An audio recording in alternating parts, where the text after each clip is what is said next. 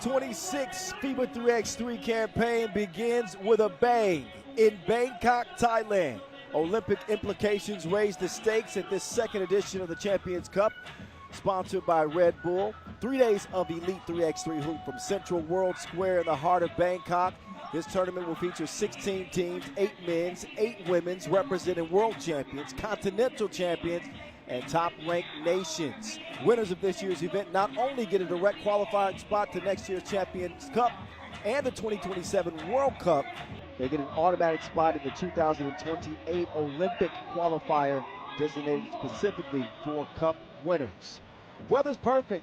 Conditions ideal as we open this 2026 campaign. We're going to set the table for what you should expect on day one schedule, including some of the marquee 10-minute sprints that you do not want to miss. But first things first, a rule refresher on how FIBA 3x3 is played.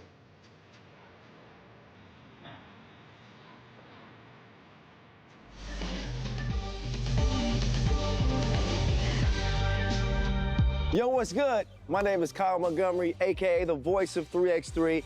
And if for some reason you still don't know the rules of 3x3, it is time to tap in. Class is officially in session. So on our half court, you've got 2 teams of 3 players with 1 additional substitute on the bench. Yo, what's up, sub? Can I check in?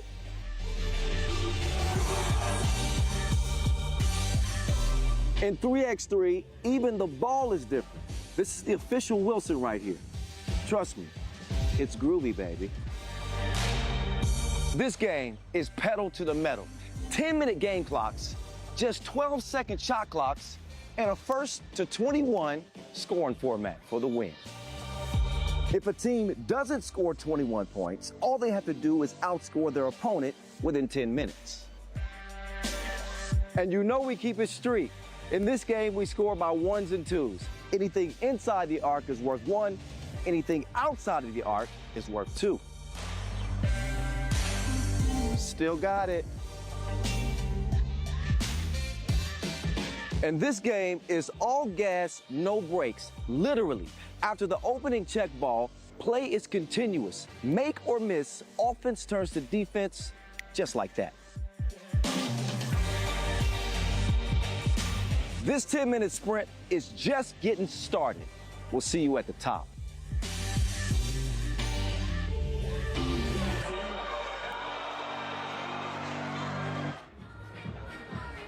Gentlemen, you just saw is me.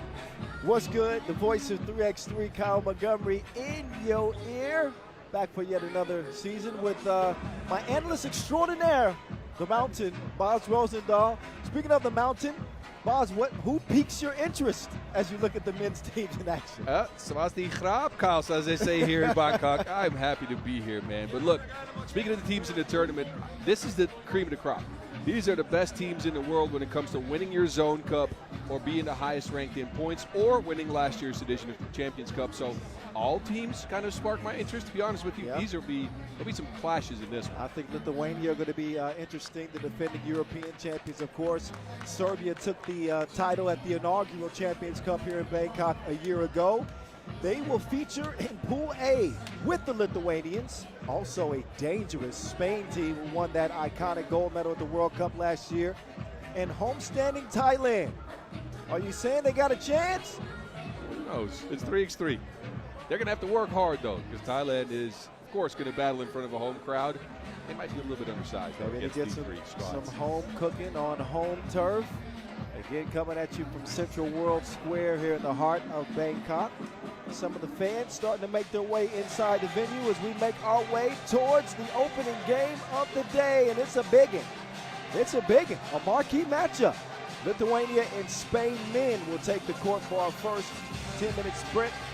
And again, this Champions Cup 2026 sponsored by Red Bull. Who's going to take off in this one? Red Bull gives you wings. Oh, there you go. There I'm you sorry. go. Oh, my goodness. We have started off 2026 on the right foot. Oh. My word. No, but you're right. Spain and Lithuania is a big matchup. Let me talk over this, please.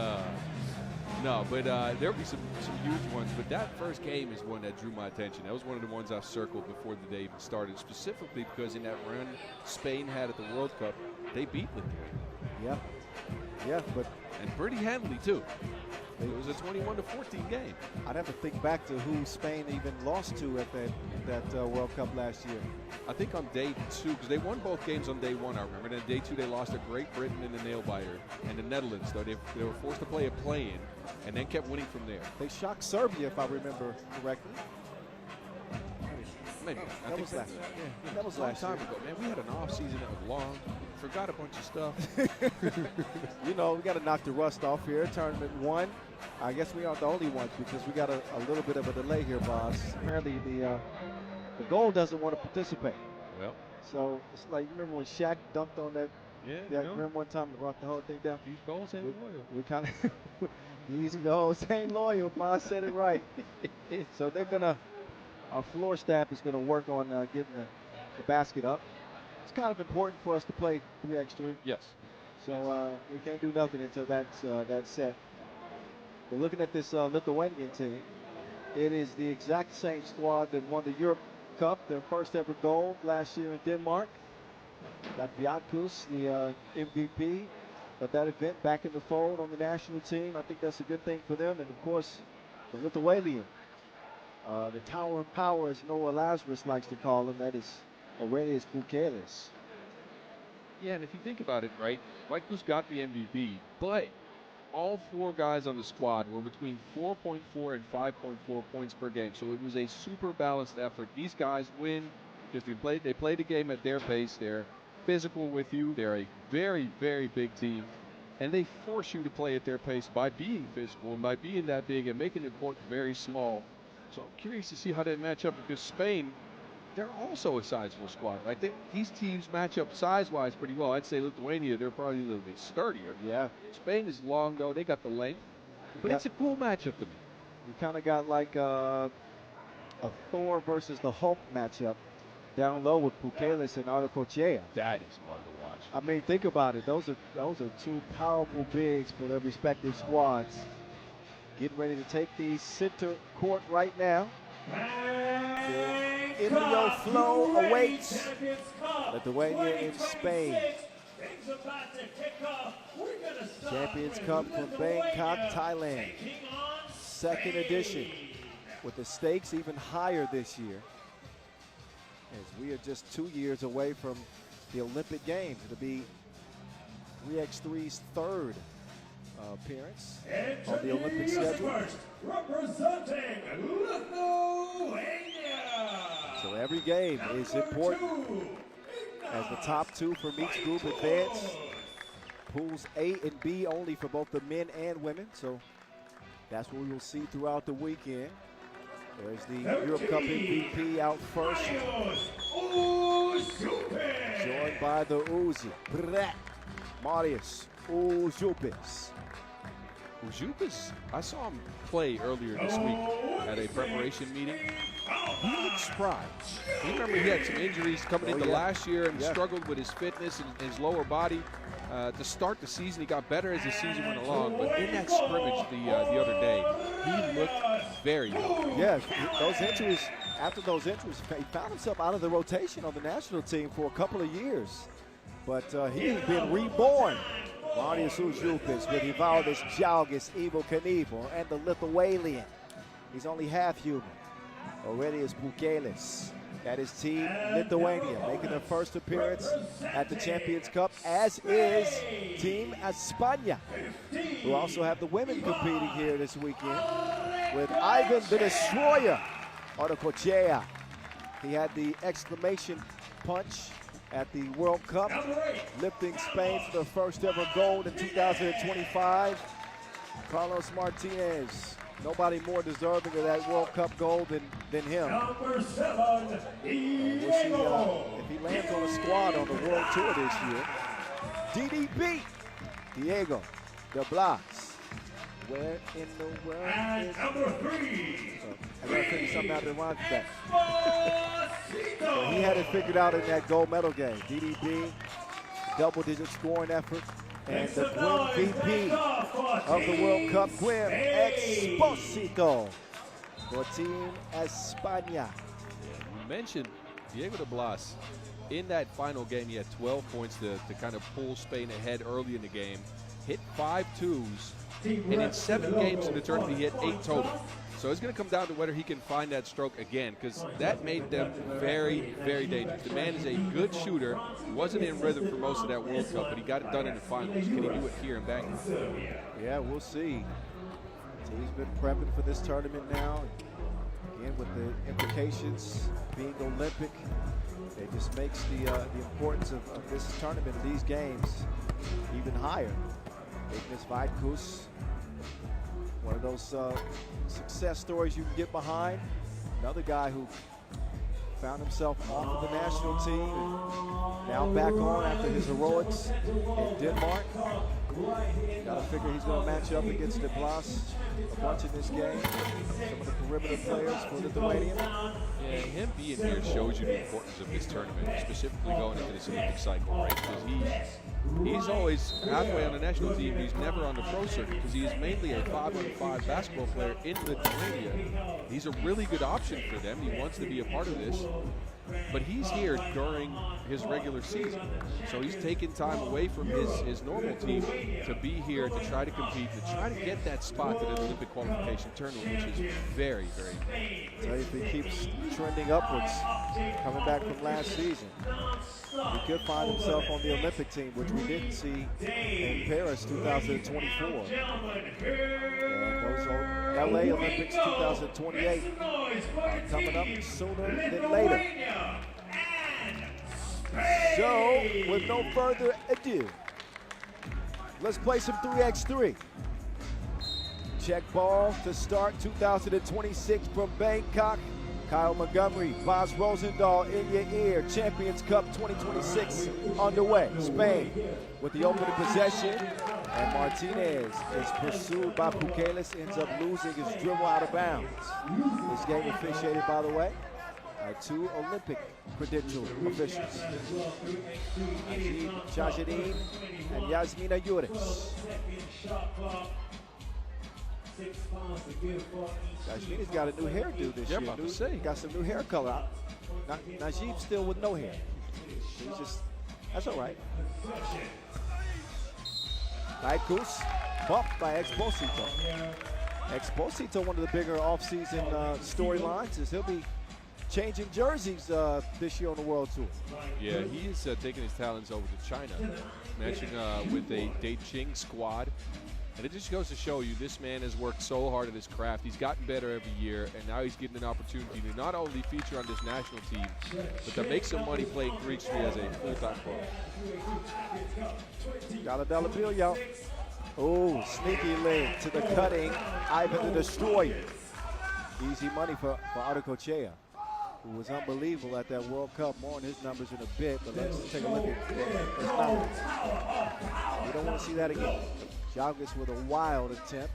Gives it back over to España. Carlos Martinez with a double cross, driving left, fading away. What is that? You see that defense by the Uzi? That's what I meant with his kind of physical health being okay again. He can move.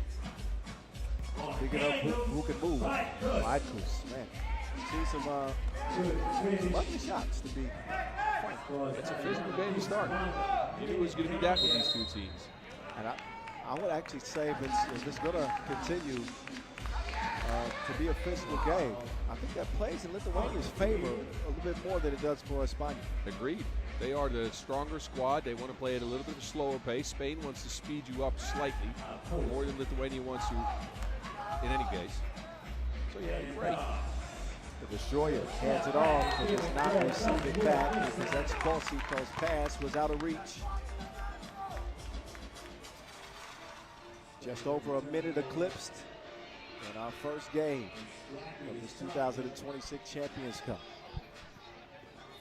4 teams in each group. Top 2 advance directly to the semifinals. No quarterfinals in this event. 3 days of action. Got a whistle up top, Exposito. He usually picks his spots defensively pretty smartly, but just got his hand caught up there with with Ujupis.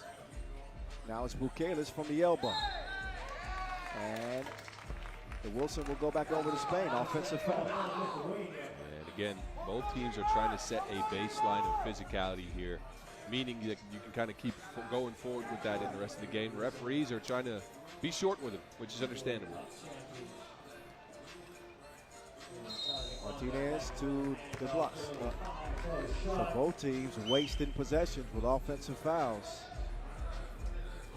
And again, first action since the offseason.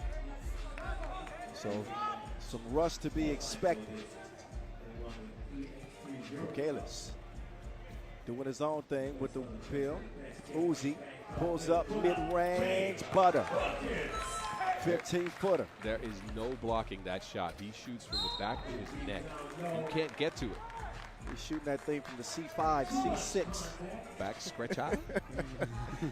Catapult. So Uzi will give Lithuania just their second point.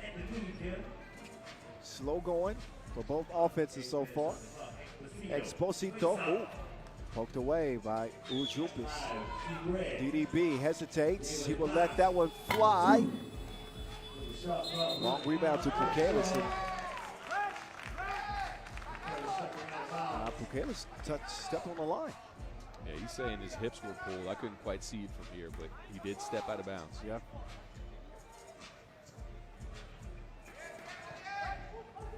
Two bigs from the elbow.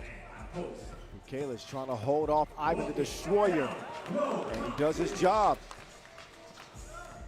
Articoche a little bit out of control on that last drive. Calm, cool, and collected goes Vikus to the crib. Exposito exploding to the bucket. Vikus gets called for the reaching foul. Free throw coming up. That was in the process of the shot. For Arcoetia, as you mentioned, last year on that World Cup, he was special, right? 7 points per game, 80% from inside the arc, which is wild. That's a very high number in 3x3. But it was mainly out of rolls and to attack mismatches. This team, this Lithuania, will not give him any mismatches. Yeah, it's a great point because you got size 1 through 4. Exactly. Jalgis so good through the contact. Ivo Kani. 4-2 Lithuania. The silent assassin with the pill from the logo. Off mark as Lithuania gets reset. Down low they go to Uzi. Uzi gets fouled on the floor. That is now Spain's fourth. In fact, each team with 4 fouls apiece. 2 more to give. Look at that sheer physicality. Uzi going straight through the Blas's chest. Oh, look at this passing display to the cutting Ivo Kaniva. Jalgis extends Lithuania's lead to 3. Down to the post office, he's got mail. Ivan the Destroyer delivers off the jump hook. Now it's down to the Lithuanian. They'll try to take advantage of DDP. Shot goes, but it won't count. The foul is on the floor. As we head into our first media timeout, score will stay the same, but Bukelis will shoot a free throw. Well, actually, he won't shoot a free throw, but they'll start over top of the key after the timeout. You can clearly see Lithuania's game plan, right? A, be physical on defense, push Spain out of their spots, make sure they don't get to their screening game, make sure they don't get to move around easily. And on offense, I said there's no mismatches from Spain into Lithuania. Lithuania is attacking Diego de Blas. They feel like he is the player with the least strength. Let's just say that, because he's a tall guy, he's got long arms, yes, but he's not as hefty as these Lithuanian guys. So they're trying to move him under the basket, and it's costing Spain a bunch of fouls. Well, I think everybody outside of Articoche is fairly light in the pants. Jalgis making his move. Vikus attacks the middle. And he'll miss the layup. Quick clear from España. Vámonos. Whipped inside to Martinez. Kiss off the window. And they pull within 1. Jalgis.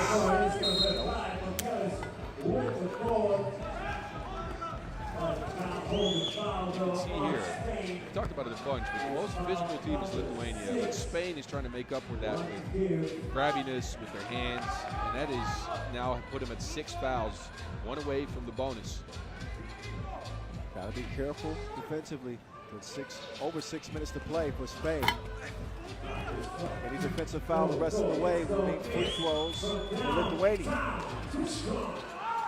Uzi misfires, but an offensive rebound will give him another chance. Inside, Buchanan clears the way with that off arm, and it's going to be the 7th foul. So he's going to be shooting free throws either way. And the Blas leaned in there with 2 arms. That's the foul, but at the same time, Bukalis was grabbing his whole arm. Well, yeah, but the Blas foul came first. It came first, right? for sure. But certainly you can see that hook from Bukalis. That was wild. He's crafty. And Bukalis, one of the better free throw shooters on the men's pro circuit, better than 83%. Converted 77% of his 1-point attempts last year on the Pro Tour, and 35% from 2. And that used to be 40, right? So it was a dip, and it's still really good. But still, that's the bar, right? 5 on 5, it's 90, 40, 50, right? Yep.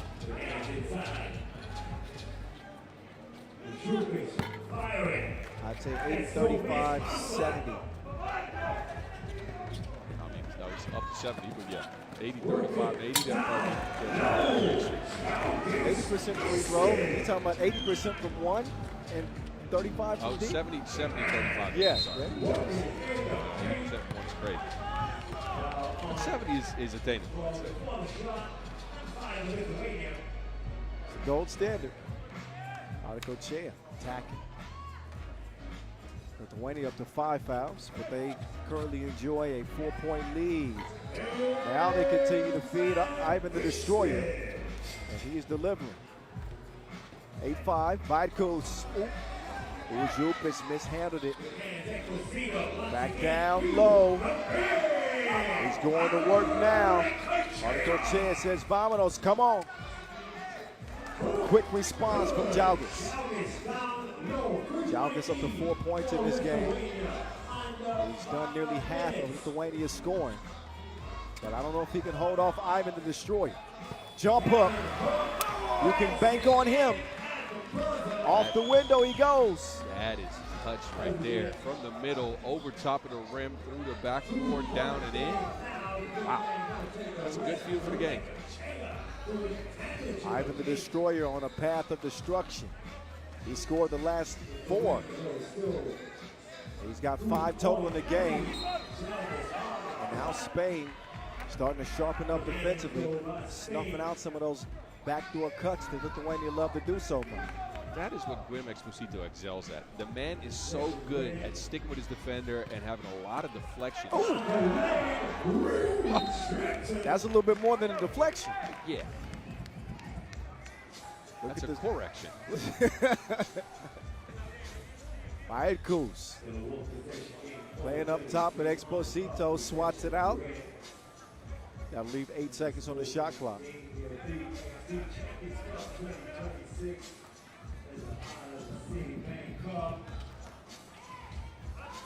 Now it's Exposito put on the brakes, but couldn't break him off. Evel Knievel now working from the left wing. He'll drive strong right. He's got Carlos Martinez on his hip. You got to pay for that ride next time. 10-7. Nobody home. Leave a message at the beat. Martinez right back. 10-8 contest. 3:50 to play in this one. Jalgis might have got away with a little shuffle of the feet there, but he's got great touch on the inside. Once he has that left shoulder on, there is no stopping that man. He's got a little running hook he does with his right hand, and it almost always hits. You don't think of Jalgis as a finesse player because he's so brutal, so physical. One of the better scorers through contact, but he'll show that feathery touch from time to time. Uzupis touching too much, which amounts to Letuva's 6th foul. We're headed to our second media timeout. With 3:29 to go, Lithuania up 3. Yeah, and again, we've already talked about how they got here, but it's the execution for them. Even though they're not hitting a large percentage of their outside shots, which I think is the one thing missing. Inside, they are going to work. They're getting Jalgas in position. Spain got Arcochea going for a little bit there, but then they went back to their other actions. Arcochea's got 5, Jalgas has 6. Those are the guys that are getting it done. All the other guys are a little bit quiet. Yeah. It's a little bit of a top-heavy offensive performance for Spain. Relying on Arcochea. A stark contrast to what we saw from them at the World Cup, where you mentioned all that balance that they displayed. That was Lithuania, actually. Arcochea averaged 7 at the World Cup, but they did have all their guys average over 4. So they had a decent balance there. But they can't get to their screening game, it seems like. It's tough for them to get into the action of their offense. Oh, Exposito. He doesn't agree with the whistle. But anytime you reach in there, you risk, getting called for a foul, and that's something that Spain can ill afford already in the penalty. Up to the 8th foul, and now it's the Europe Cup MVP, Ignas Vaidkus, at the stripe. Nothing but you know what on the first.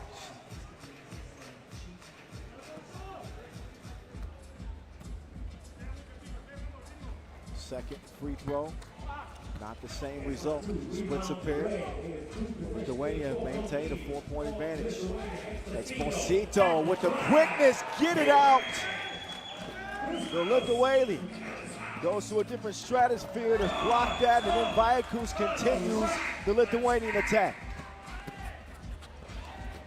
All a little bit sloppy now, Spain. Bukelis, Faker. Oh, he contorts. Spinning for the score. Wow. You don't often see that nimbleness from Bukelis.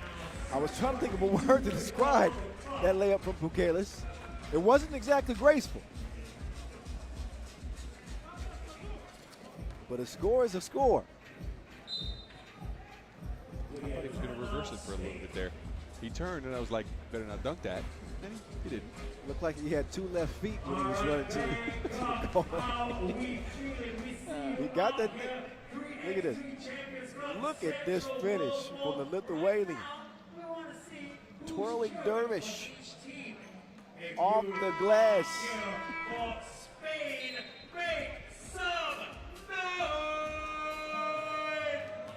Timeout on the floor. As Bukelis will get this possession started for Lithuania. They've now expanded that lead to 6 points. Vaidkus decides to get reset. Will run into Ivan the Destroyer. You will get nothing. Great defense on the interior. But what can Spain produce offensively? Los inside. Arcochea mashing like 2 potatoes inside. The 2-handed finish. Oh, that was one that Ujupis would like to have back, especially if Martinez could hit that. He does not. Arcochea, though, extra effort and makes the extra pass to Martinez. A 2-possession lead. And neither team can foul without free throws. The runner from Vaidkus. So Lithuania a little bit out of sorts in the last couple of possessions. Yeah, Spain needed to get back in this game if they want to stand a chance here at the end of the clock. And they did. They got a couple scores, but mainly it's through controlling the rebound, right? They lost a rebound battle for most of this game. Last couple of possessions, they've grabbed their offensive, but more specifically their defensive rebounds, ending Lithuania's possessions. So look at Arcochea. Same story as the World Cup as he leads this Spain team in scoring. They feed the big man early and often, but have not gotten he has not gotten a lot of help. By no means is Spain out of this game in 3x3. It's just a 2-possession contest right now. Minute 45 is an eternity. Yeah, and look, this Spain team, to be able to hang with teams and to be able to be competitive here, they need to hit 2s. They can't just rely on inside, and I think Lithuania is a team that can do that. Spain cannot, and they have not hit a single two, not a shot from the outside, and that's not helping them at all. They got to find ways to expand the floor. Become a more versatile threat if they hope to come back in this game. Speaking of Spain, they start this possession defending. From the right wing, Pukelis assessing the España defense. They get it to Evel Knievel. Jalgis. Uh-oh, they run out of time. Lithuania probably need to look at my rules package. Only 12 seconds on the shot clock in 3x3. They act like they had no idea there, boss. That was lack of shot clock awareness. Let's show the video after. It's groovy, baby. Didi, beat! Two-handed flush.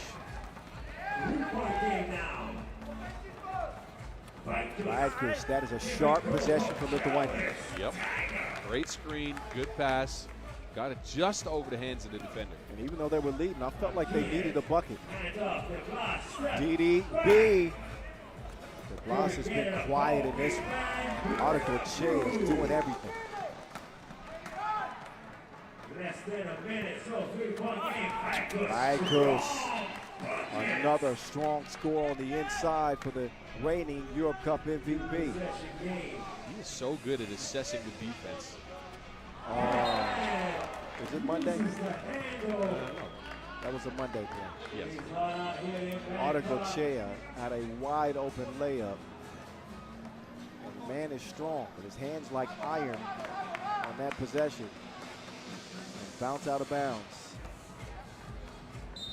42 seconds left. Yeah, I'm about to say that's going to leave Spain with very little time to get back into this game, especially since their outside shooters are not hitting their shots. They live by the one now against a team that is very good at producing those ones themselves. So very difficult to beat this Lithuanian team going to 21 by ones. I don't think there's teams that can do that. No. Look at the Glass two-hand takeoff. They retake the floor. 42 seconds left. Both teams in the penalty defensively, so any foul, we'll see a couple of free throws. And that's a lot more critical for Spain than it is for Lithuania. Tuba up 16-12, make that 17-12 as Jalgis delivers inside. Great play call to get him a ball in the position where he likes to score. 7 points for Jalgis, but there's dos puntos from Exposito. Oh, look at the run. That was a crazy make. Wow. That was ridiculous. Wow.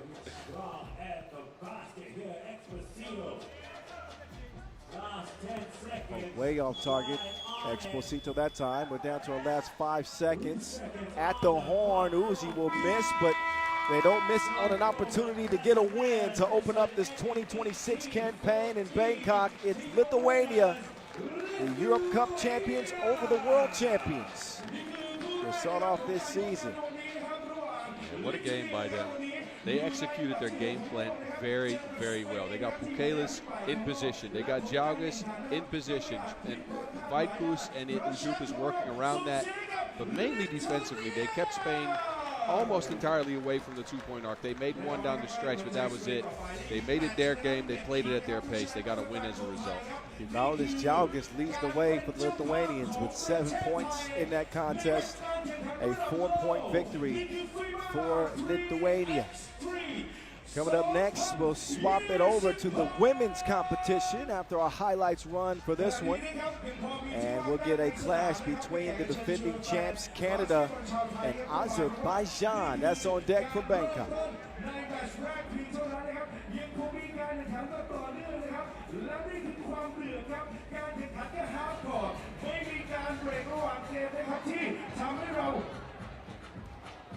Samad ลุกไปเข้าห้องน้ำได้แน่นอนนะครับ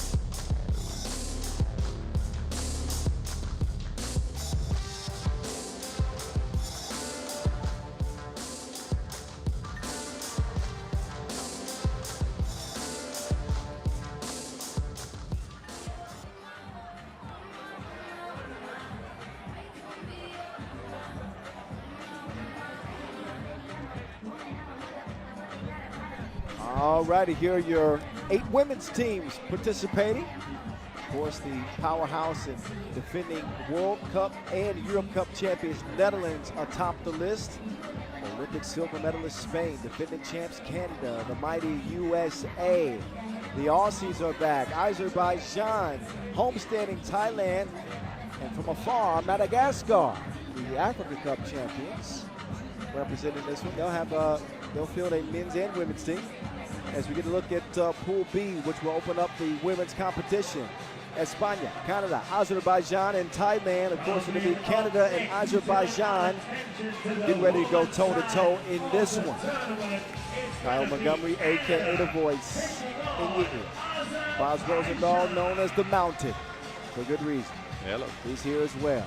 Canada and Azerbaijan, both of them have a couple of mountains in the middle. Yeah, my with, word. with Reef Frazier and Sasha Grant Allen. To me, that's the premier matchup to keep an eye on. But as this Canadian roster gets ready to hit the floor in style from Casey Bosch, what do you think of this Canada team? Man, we know what this Canada team can bring you, right? They are sizable. They can guard you 1 through 4, right? They're a good defensive team. They make the court very, very small. Offensively is where sometimes they struggle, right? Most of the time they work their mismatches. They hit some shots from the outside. But they are a very, very dangerous squad in this competition, especially because I think they're on average the tallest team here. Look at Sasha Grant Allen. She's huge for this competition. Yeah. And I dare say they have two. So the one best perimeter defender on the squad in Casey Bosch, and then maybe the best interior defender in SGA. Yes. Yeah. I mean, Canada's got great balance. Both sides. They got potent offensive players with obviously Paige Croson, one of the best shooters in women's 3x3. Kat Plouffe, a future Hall of Famer. There isn't a lot that she does wrong. The add of Sasha Grant Allen a couple of seasons ago has been a huge difference maker with Michelle Plouffe retiring, and the steady defense and effort that you get from Casey Bosch. They got the ingredients. Yep. Now, as we get a look at Azerbaijan, they arrive as the 2025 Europe Cup runners-up. Erica Carter and Mollenhauer, Frazier, all a part of earning that first ever silver for Azerbaijan. There's Mrs. Carter. Tell me where you think. That's a throwback to the Carter, too. Never mind. Erica Carter. Yeah. We could do a lot of that. Hey. She gonna bring more fire. I'll tell you that. Anyway. Steady guard for them. She's a spoon that stirs the tea. But Brianna Frazier, in any given game, she's very often the best player on the floor. Almost always. I mean, individually, very often she's the best player on the floor. We're going to see how she does in this one. And last but not least, there's Alexandra Mollenhauer, who I think will be an X factor for Azerbaijan. In terms of whether or not they have success here or not.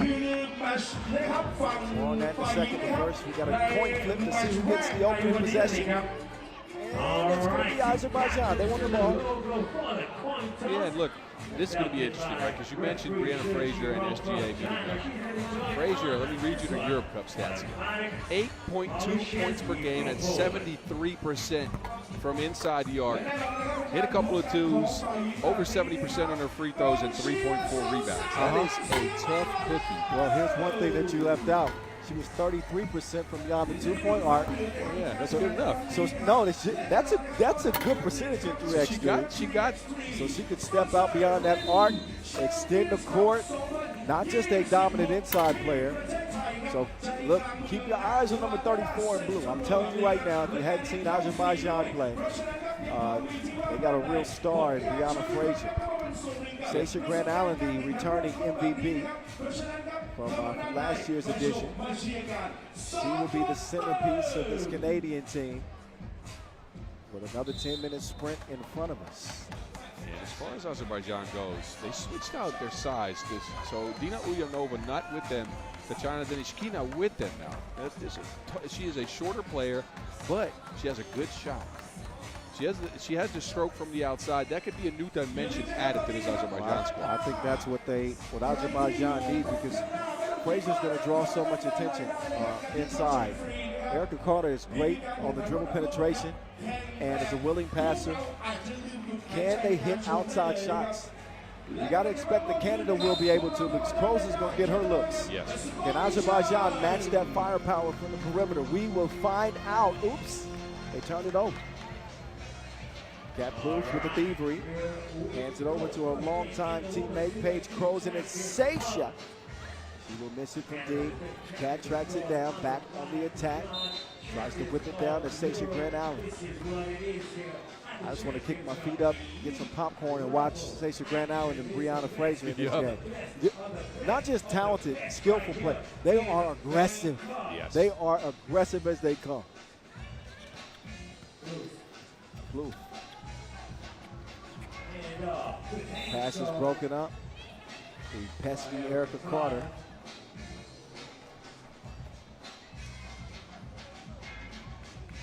Lee Carter played some professional ball in Serbia a few years ago.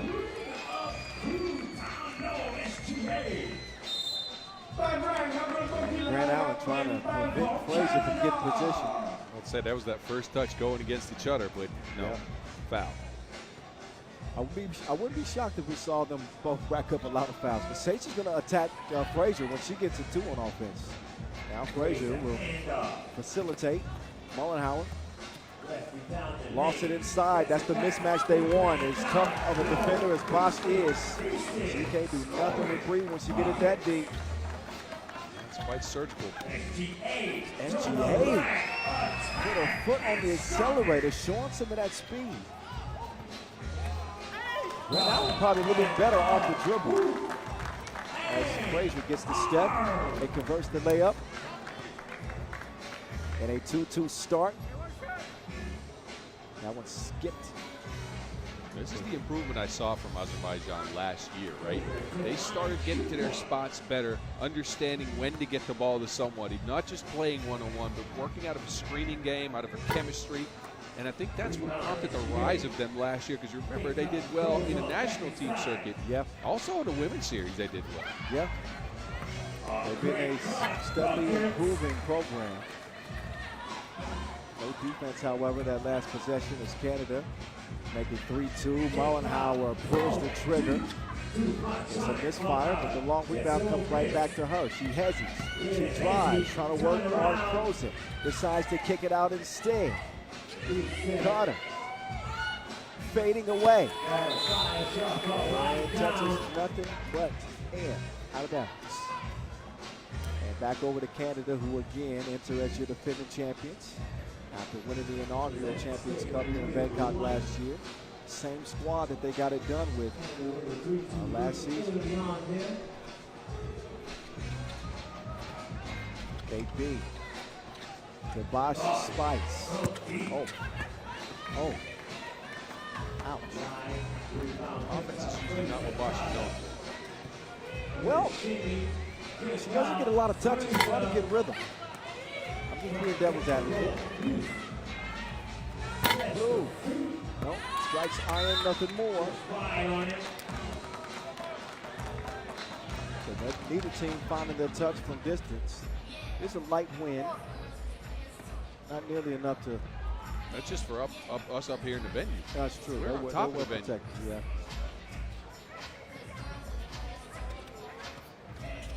DJ Lass on the spins, because girls is players too. Oh, there was that first fake from Fraser against Seisha Grant Allen. Look at the hand speed of Grant Allen. She just gets her mitts on the Wilson and just takes it from her. Seisha will not be bullied.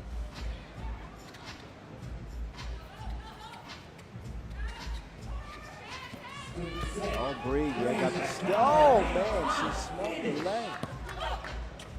Oh, now Fraser gets a hand on it. And she's called for the foul. I don't know. Let's see. Block, 2 hands going, extending forward a little bit. 1 hand on the ball, 1 hand on the arm. That might have been what they called. Okay. So Seisha Grant Allen up to the line.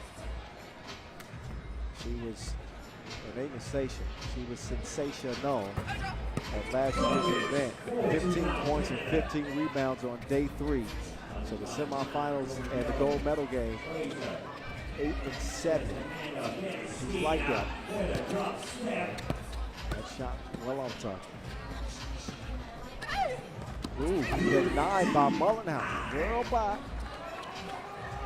Mullenhour. Inside. Down goes Frazier. It doesn't go down.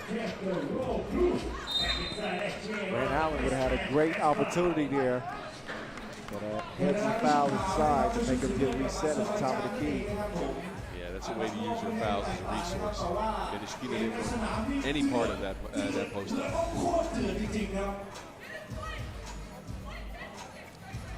KC from the logo as the Canadians get restarted. Nice find, but Erica Carter breaks it up and throws it. And then Carter, despite being much shorter, was able to block the shot and get the possession. She is a pesky defender. Oh, the sneaky lane. I don't know how it can't finish it, though. Carter now caught in the switch. They got to get that to SGA. And they do it right on time. Canada lead this thing 5-2. Just over 3 minutes into this contest. Carter drives and kicks. Mullenhour driving left. Tries to scoop with the right. It's a no-go. Nah, that's not a good take. Look, you got the tallest and maybe the best interior defender in front of you. You might as well kick it out. Here comes the zone. Wild shot on the interior. Carter taking her time, crossing, working on safe check. Grant Allen, I'm going to call her AC. She's so cool. Erica Carter. Did you just come up with that? Okay. No, yeah, I want to give you credits, man. That was great. Erica Carter. No, I like it. That's what I'm telling you. I like it a lot. Always keeps her cool. I just like how steady she is for this Azerbaijan team. I just hadn't heard that one before, so Come on, bro, it's the voice, man. every year, we're not back, boss. Man, it's been in the lab like Dexter. See you too. Right? There was the two bigs showing some of that agility on the drive. More than just back to the basket type players. Canada lead this thing by 2. And in case you're joining us late, the voice of 3x3, Kyle Montgomery here. Boswell's another mountain. Olympic implications on this year's tournament as the winner of this Champions Cup will get a direct qualifying spot to the OQT, designed specifically for Cup winners in 2028. While I'm saying all that, there was 2 scores that happened. That's how fast this game goes. 2 buckets on the inside, but the difference hasn't changed. It's still separated by 2. Canada lead it 6-4. There's Frazier holding off Kloof. Kloof is taller than Frazier. She is not afraid to go straight at it. No fear in Bree Frazier, that's for sure.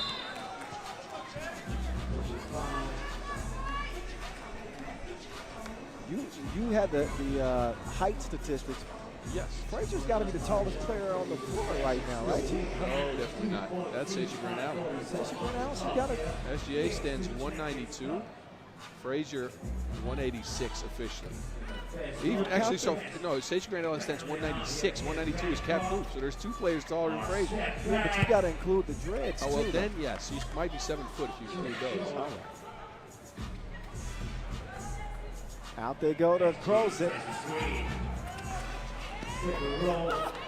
And close it. We'll miss the layup. Get back on that side. This is how deceptively tall this Canada squad is. SGA 196, you mentioned. Kloof 192. Crozon is 185, so she is about the same size as Brianna Frazier. No, Crozon's, I think you don't realize how tall she is. She's on the bench right now. So Kat Kloof is doing the shoot. She is on target. Sasha. Nope. Frazier will corral the rebound and get it cleared herself. And this time they're going to let Mullenhour go to work in the post, and she cannot get it scored over box. Ooh, bullet pass to Frazier. Ball in the bucket. Great vision from Blue, who struggled with her shot here early. But Grant Allen has been active, and she scores again. That was the whip and the lay. No, the whip, The whip, and the lay. Okay, there you go. Sasha at the strike. Yes. Sasha Grant Allen with 6 points. There's a deuce from Erica Carter.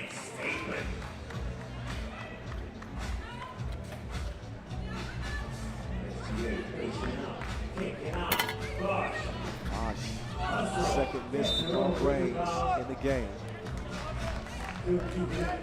Again, not known as a shooter, but she's got to be able to hit. She's got to be able to knock 1 or 2 down.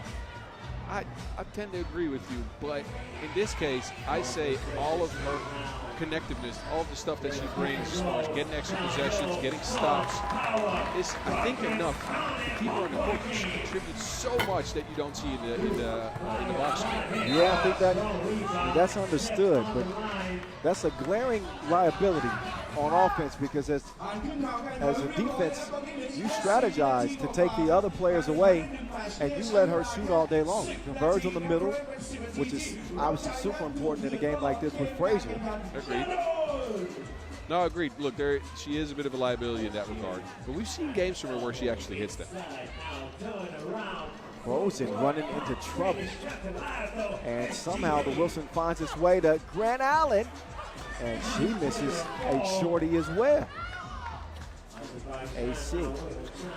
Ooh, AC on the move. Baseline, she's taking the scenic route, driving around the neighborhood and puts that one up late at the corner and gets nothing. Absolutely not. It looked like it was going to become something nice. Maybe, but again, do you want to go on that adventure again against the best interior defender in all 3x3 on the women's end? I would say probably no. You think SGA is the best defender in all the women's 3x3? Interior? I'd say her or Janice Boonstra. I was about to say, you need to look in your own backyard. Her or Janice Boonstra. They're right up there. Boonstra has the physicality, but SGA's got the long arms and the deflections and the shot blocks and everything. So there's a non-stat that you call a never mind. Okay. Where a player drives in, looks at the defender and goes, nah, never mind. You see it a lot in the NBA with Victor Wembanyama. I like that. I think SGA warrants, factor. Yeah, SGA warrants at least 3 never minds a game, I'd say. Nope. Blue from the left wing. Grant Allen looks a little bit gassed. You can certainly understand it. But I think she's got to demand that ball. A little bit more exuberance. Well, there's a balance to be struck there. If you are playing defense like that and playing offense like that, you run out of gas at some point. Got some special viewers watching from home right now, back in Hungary. That shot goes to miss. And my newest baby girl, Zaya. There you go. My Kinokis, my Kinokums. There you go, baby. And my lovely wife, Cecilia. you want to get some people excited for you, and we should put a little picture of her on the screen, man. She is the cutest. Oh, man. Yep, she's a darling. Carter off the window. But better to have the Wilson. Blue, another misfire. And thankfully, Rosen is there to recover and score. Frazier with a tough attempt, that won't go. Up top to the zone. Who's yet to enter the zone.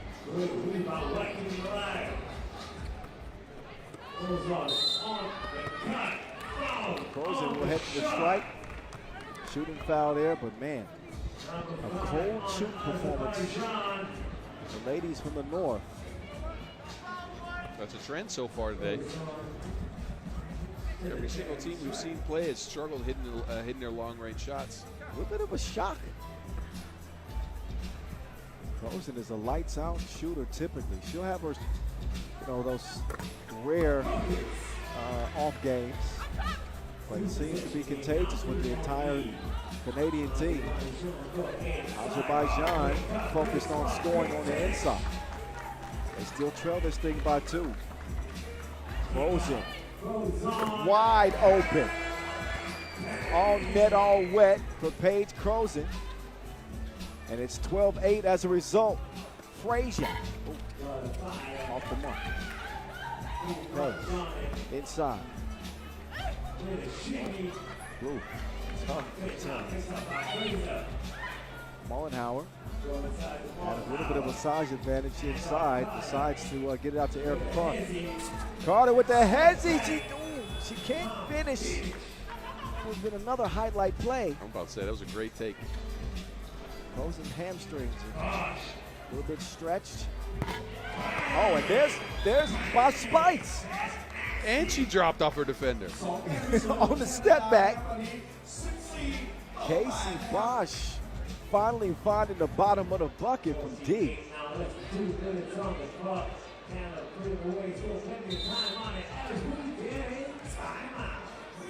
14-8, Canada in control with 1:52 left.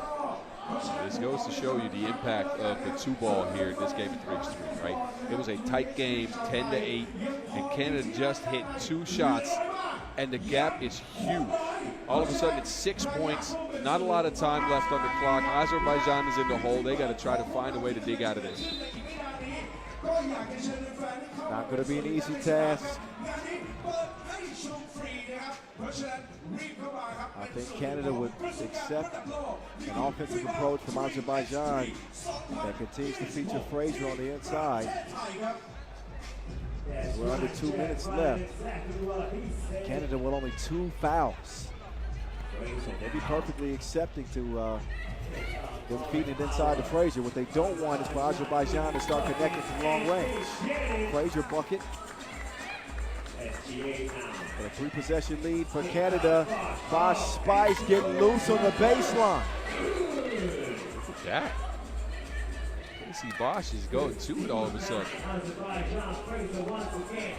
Frazier continuing to assert herself inside. But the 2-ball has been the difference. It hasn't been so efficient for Canada. They missed a bunch of them, but the few that they've made have made the difference. There's the zone with that mid-range make. Mullenhauer off iron. Sasha Grant Allen over to the zone. And that time, all oxygen for Crozen. But we are under a minute to go. 48 seconds left. And a comfy lead for the Canadians, the defending champs. Looking like they're going to start their title defense in the W column. That's barring an incredible comeback from Azerbaijan. We'll see what they do. Carter to Mullenhauer, quick release into the hands of Sasha Fierce.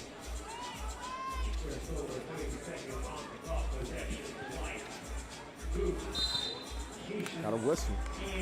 Even Mullenhauer got her hands wrapped around Grant Allen. Think about how unfair this is. You got a super tall Cat Blue handling the ball, getting the screen from the even taller Sasha Grant Allen. Or now a foul, but what looked like it was going to be a layup. Yeah, interchangeability is a big reason why Canada have had so much success. A combination of size, speed, shooting. Everybody can handle the ball too. Casey sprints to the rebound. Blue to the corner.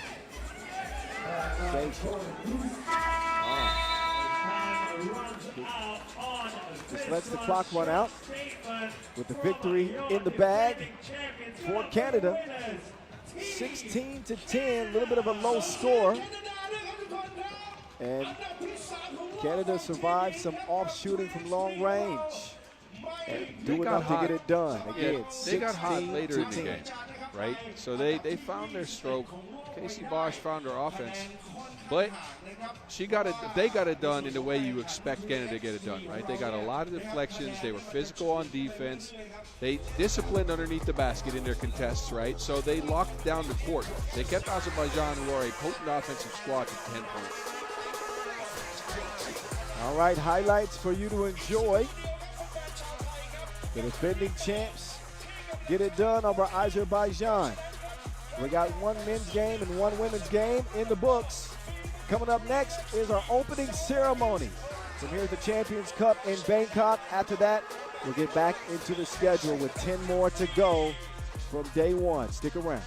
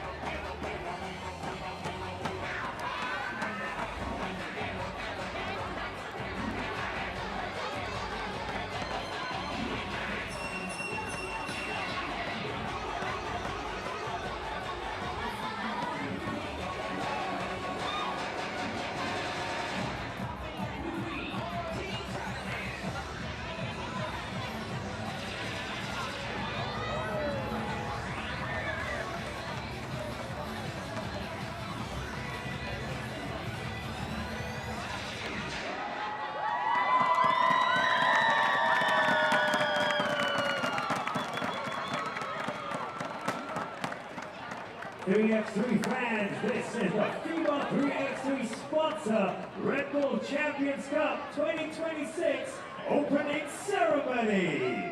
After an incredible debut last year, Champions Cup is back right here in Central World in the heart of Bangkok. Bigger teams, bigger moments, and the very best players in the world ready to light up the half court.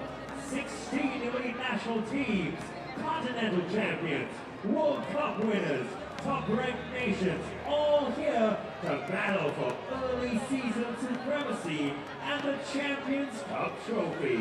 แฟนๆ 3x3 ทุกท่านครับนี่คือพิธีเปิดการแข่งขัน FIBA 3x3 สปอนเซอร์ Red Bull Champions Cup 2026 ครับหลังจากการเปิดตัวที่น่าประทับใจในปีที่ผ่านมาทุกคนครับ Champions Cup ได้กลับมาอีกครั้งณเซ็นทรัลเวิลด์ใจกลางกรุงเทพมหานครพร้อมกับสุดยอดทีมระดับโลกนี่คือโมเมนต์ที่ยิ่งใหญ่กว่าเดิมและสุดยอดผู้เล่นระดับโลกที่พร้อมจะทำให้สนามฮาล์ฟคอร์ตลุกเป็นไฟทีมชาติระดับนานาทั้ง 16 ทีมจากทั่วโลกแชมป์จากแต่ละทวีปแชมป์โลกและทีมชาติที่มีอันดับโลกสูงสุดของโลกทั้งหมดมารวมตัวกันที่นี่ครับเพื่อเปิดศึกแห่งศักดิ์ศรีและคว้าถ้วยแชมป์แชมเปี้ยนส์คัพกลับบ้าน And now walking out with the FIBA 3x3 sponsor, Red Bull Champions Cup trophy, our last year's champions. From Serbia, Stefan Milivojevic.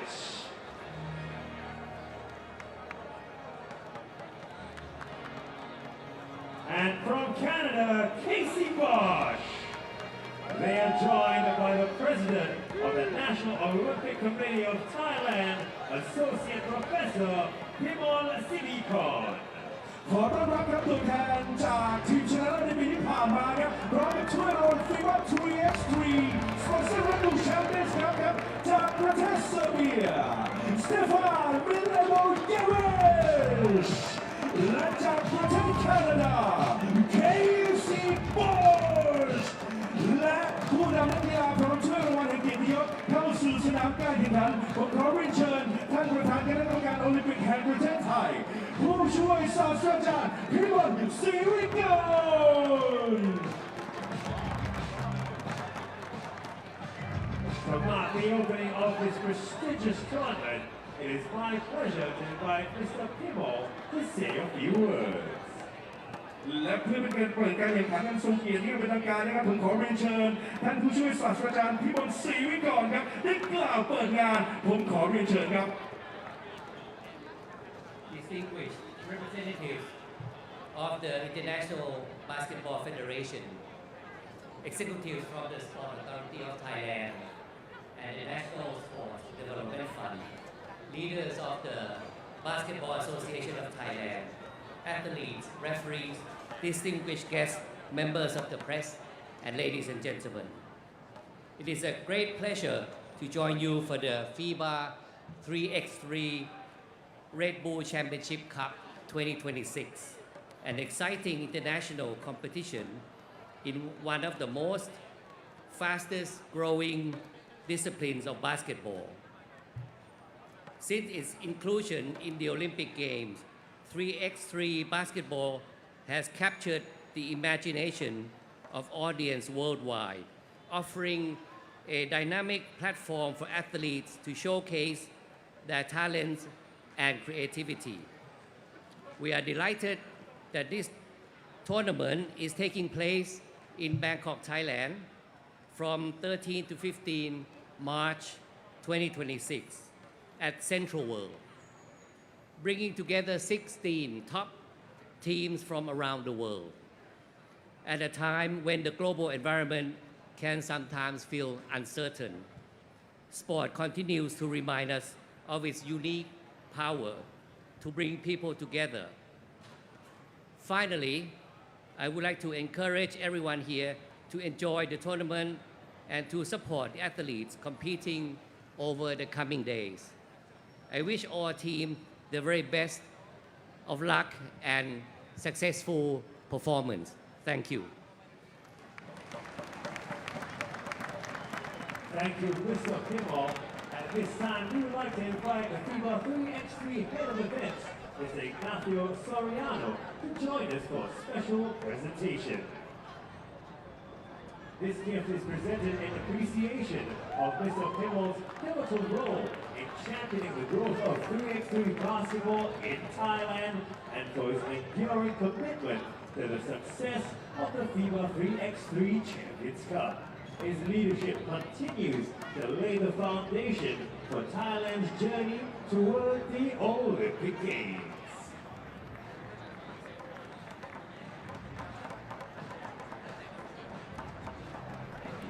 ขอขอบคุณครับมิสเตอร์อิกนาชิโอเซเรียโนครับผมหัวหน้าฝ่ายจัดการแข่งขัน FIBA 3x3 ครับที่งานนี้ได้มอบของที่ระลึกเพื่อแสดงความขอบคุณแก่คุณพี่บดนะครับสำหรับบทบาทสำคัญในการผลักดันการเติบโตของบาสเกตบอล 3x3 ในประเทศไทยรวมถึงความมุ่งมั่นอย่างต่อเนื่องครับสำหรับความสำเร็จในการแข่งขัน FIBA 3x3 สปอนเซอร์ Red Bull Champions ครับความเป็นผู้นำของท่านจะเป็นรากฐานสำคัญในการพาทีมชาติไทยก้าวเข้าไปสู่การแข่งขันโอลิมปิกในอนาคตครับทุกท่านครับลำดับต่อไปครับผมขอเรียนเชิญผู้สนับสนุนและพาร์ทเนอร์คนสำคัญทั้งจากภาครัฐและเอกชนครับเพื่อถ่ายรูปเป็นเกียรติกับพิธีเปิดการแข่งขัน FIBA 3x3 สปอนเซอร์ Red Bull Champions Cup 2026 ในครั้งนี้ผมขอเรียนเชิญครับท่านประธานคณะกรรมการโอลิมปิกแห่งประเทศไทยผู้ช่วยศาสตราจารย์พิมลศรีวิกร Head of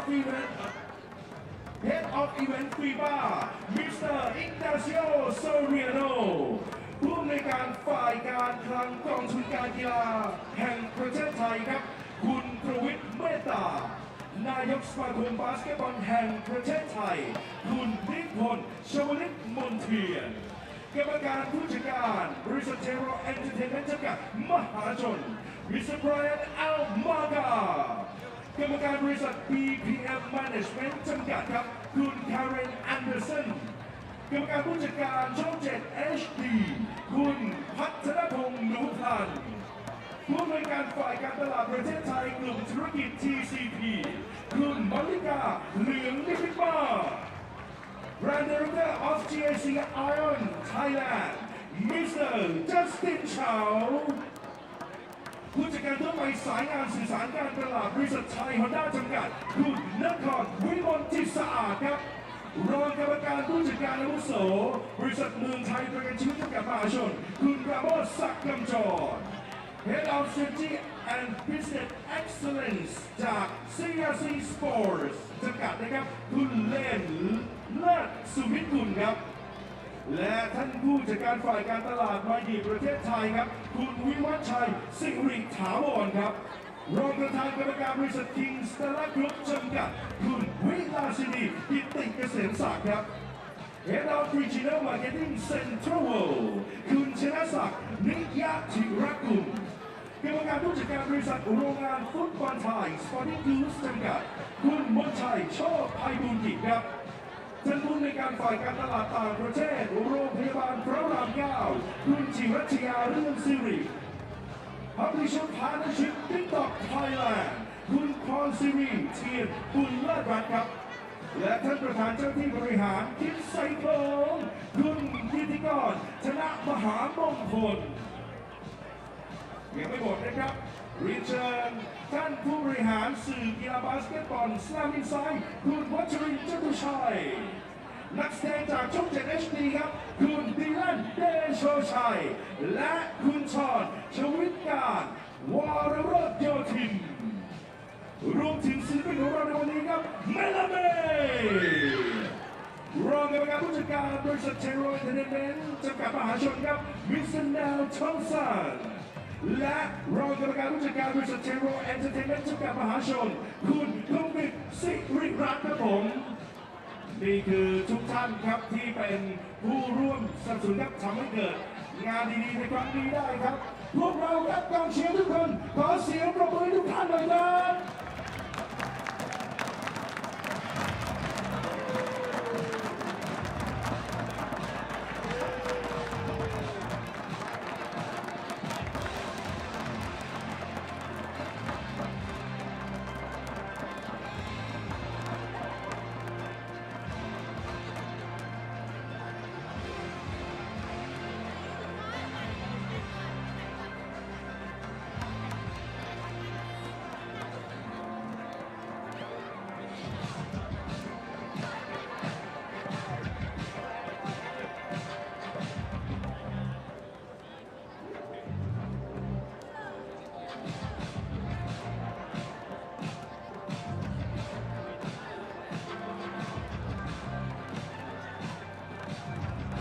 ขอขอบคุณครับทุกท่านครับท่านผู้บริหารทุกท่านครับ Thank you everyone ครับผมและแน่นอนนะครับ หลังจากนี้ครับผ่านพิธีเปิดไปแล้ว เดี๋ยวจะเป็นการพบกันนะครับในทีมฝั่งหญิงนะครับเป็นการแข่งขัน 3x3 ของเรานะครับ เป็นการพบกันนะครับระหว่างทีมจากประเทศสเปนและเจ้าภาพไทยแลนด์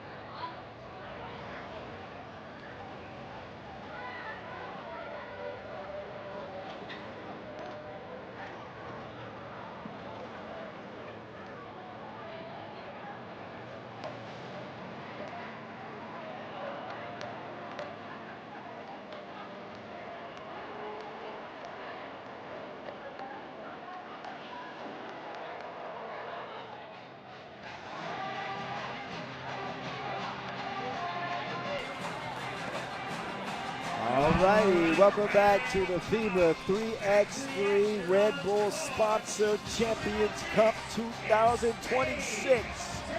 We're back at it after the opening ceremony. Hope you guys enjoyed that. Now it's time to get back to the action with Team Spain, who qualified to this event by ranking, of course, took a silver medal at the Olympics 2024. They field the exact same kill squad that reached that achievement here in Bangkok 2026. Wana Canadian. She's out first. We're singing already.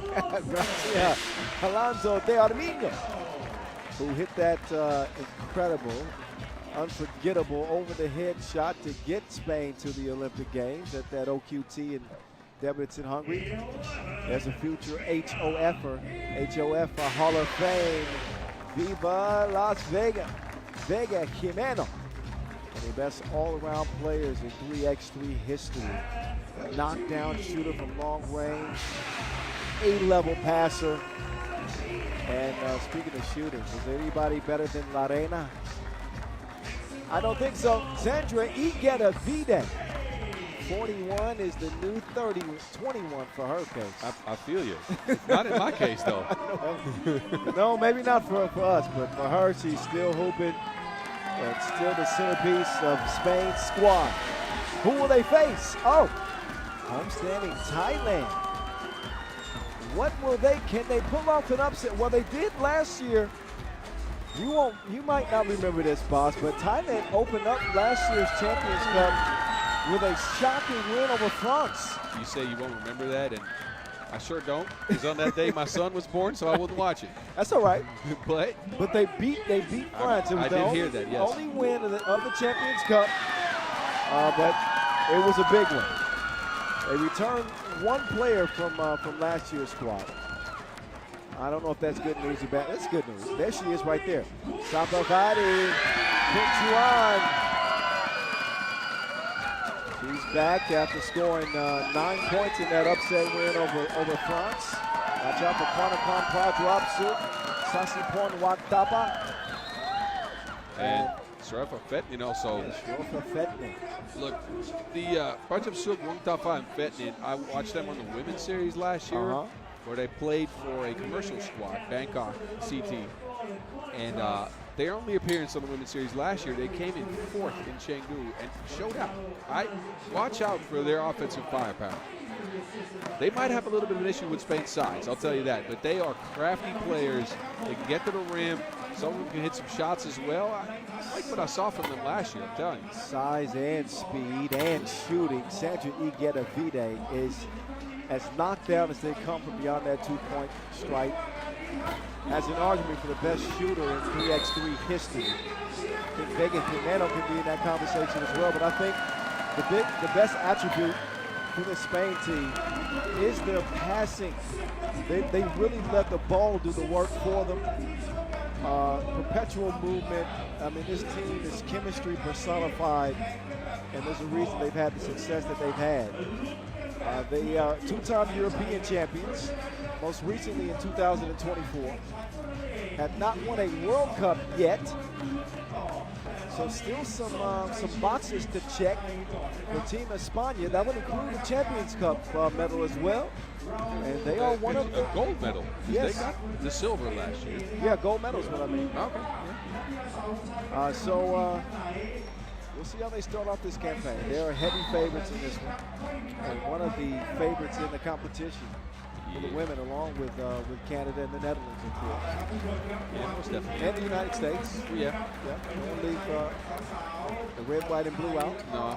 But going back, look, they are heavily favored in this matchup as well. They played each other. These two teams played each other in the pool last year at the Champions Cup, and that was a resounding 21-8 victory for Spain. So tough hill to climb for the tie. They'll try to duplicate that 2025 performance, and here we go from Bangkok, Thailand, with the opening possession. Sandra Igedavide was showing some tough defense early, but a wide open shot goes begging for Thailand. La Reina can't make it rain on her first two attempts, but the Wilson finds its way back to her. They reverse it to the right wing. Back to Scary Sandra. Yep. Second time's a charm. Forget that whole 3 times a charm thing. Takes her just one more attempt. She hits the deck, but a wasted chance for Thailand. That's a couple of opportunities early that they have fumbled. And you need those against this Spain squad who play almost mistake-free sometimes. They find each other, as you mentioned. They got the screening, they got the chemistry. If you want to beat them, you got to make something out of these opportunities. Oh, got another one. Back-to-back two-piece combos for Sandra Igedavide. She's a lethal weapon on the Spain team. You cannot give her a look. And this is after she had a bit of a down year shooting last year across all competitions. I talked to her about that, and she was frustrated with it, but she said, I'm going to keep working. I'll come back next year. And she did, and she starts the year off pretty sharp. Yeah, she didn't play with last year's Spain team that was at the Champions Cup. But this season, she's coming in fresh and locked and loaded. 5-zip start for España. So the men's team dropped their opener against Lithuania. As Jimeno will get the friendly bounce at the strike. 6-zip out of the gates, and there's that defense that we know Camilleon for. She will check out. And Gracia comes in.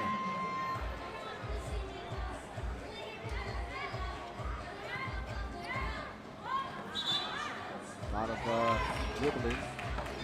And none of it was legal. Carry is the call. Turn back over to Spain.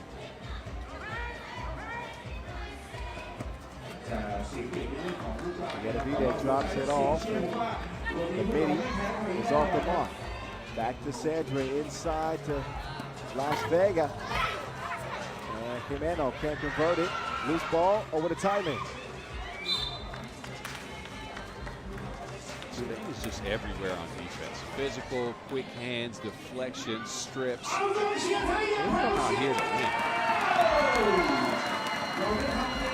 2 officials in this one. Gonzalo Paz Chiapponi. And from the roar of the crowd, you can know that Thailand is on the board. Igedavide, all gas, no brakes. He's got 5 of Spain's 7. Shot way off target. Layup is missed as well. And kicked out. Spain now on the attack. Igedavide assessing, unleashing. La Reina making it rain. How can you get better at 41? This is incredible. What a start to the tournament. She's got 3 twos already. Vide is in fuego.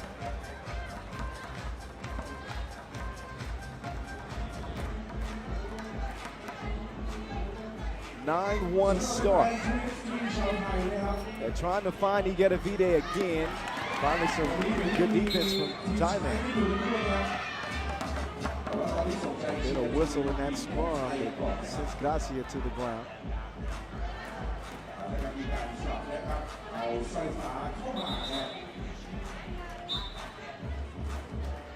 And a substitution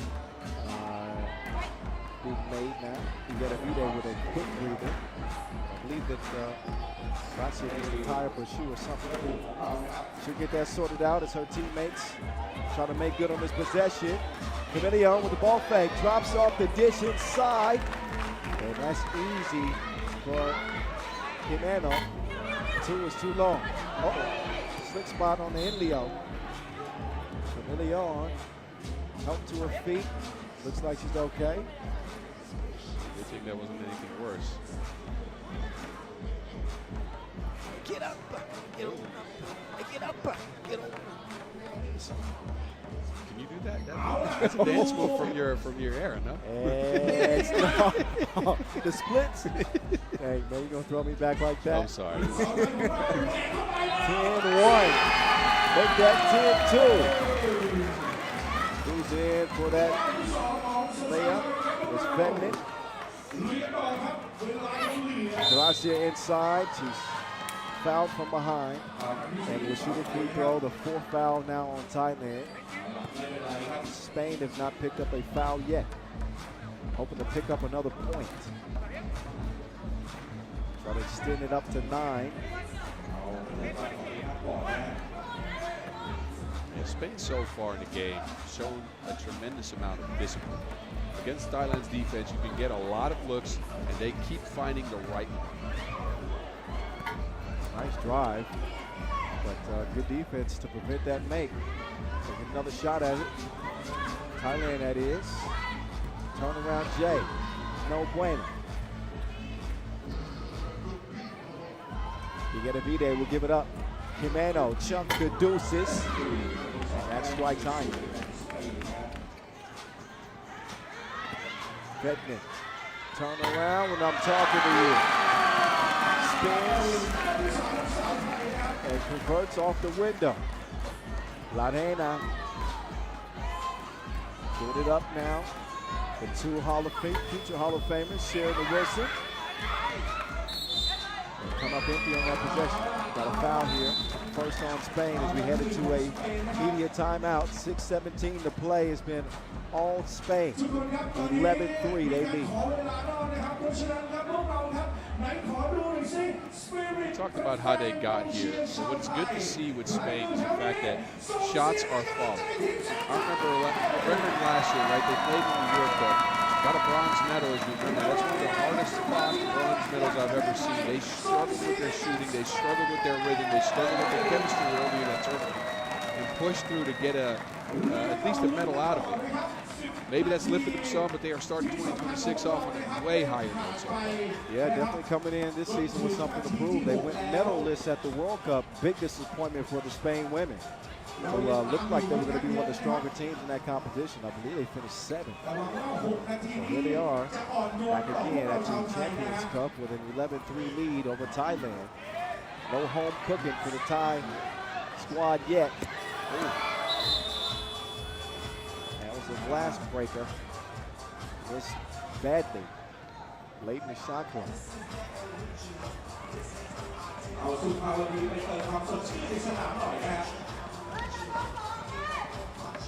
Camillion. Moving left, top of the key. She will eventually get it over to Vide. An uncharacteristic miss for her, but she makes up for it with a layup inside. Nice drive. No finish, but a whistle. So that'll send Sasiporn Wangtapa up to the strike. Looks like she's got the ability to make things difficult on Spain if she puts the ball on the floor and commits to penetrate. Yeah, and she is good at attacking a closeout, right? So it can't be out of a pick and roll. You have to swing and use her as second side action. And so far, not too often that happens. 12-4 game. Camilio on high arc on the two-piece. Won't go. Who touched it last? It's neat that Spain touched it last.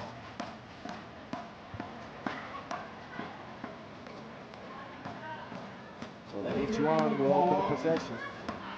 Somebody down screens. Oh, nice score there that time. Through the contact, Sasipon Wangtapa getting active the last couple of possessions. And Jimeno a bit too high with that elbow. Yeah, you can see that elbow. Hit her almost in the side of her face. This is where she turns, looking for contact, but that arm is very high. Easy. There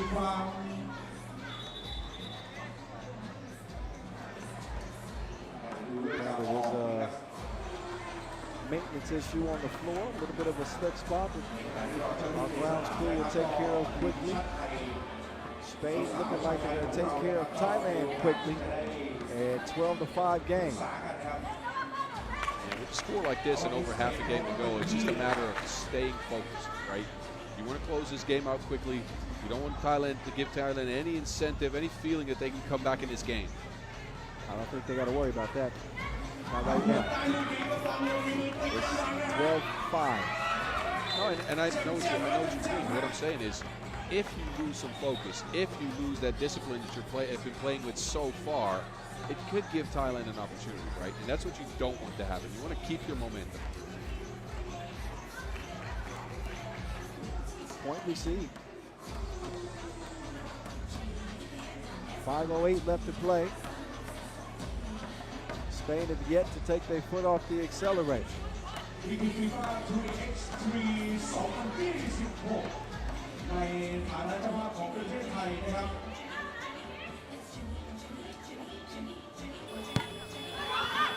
Misfire, late in the shot clock. You get a V-Day now, looking for an open teammate. She finds Vega, who finds the bottom of the net. At 2-0 to Spain's total.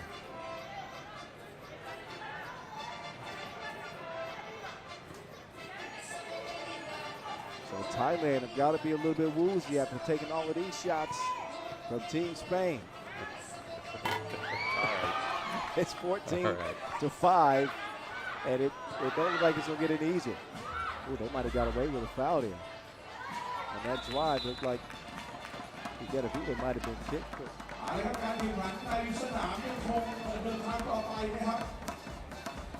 4:40 on the game clock. Narena from the logo. Down to Kinnell.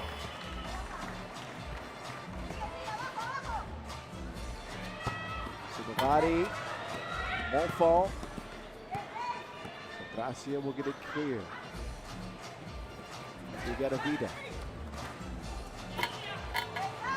Unable to stop her on the baseline. You get a Vida has been electric. As always, she's got 9 in the game. Jimeno, second on the scoring chart for Team Spain.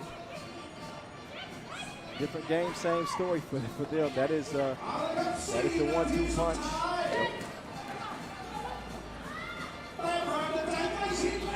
Cross-court pass. Converting it to a layup on a Juan Padrapsu, we've seen featured on the national team at the Asia Cup. They get Thailand at least their 6 points. She's got the ball again.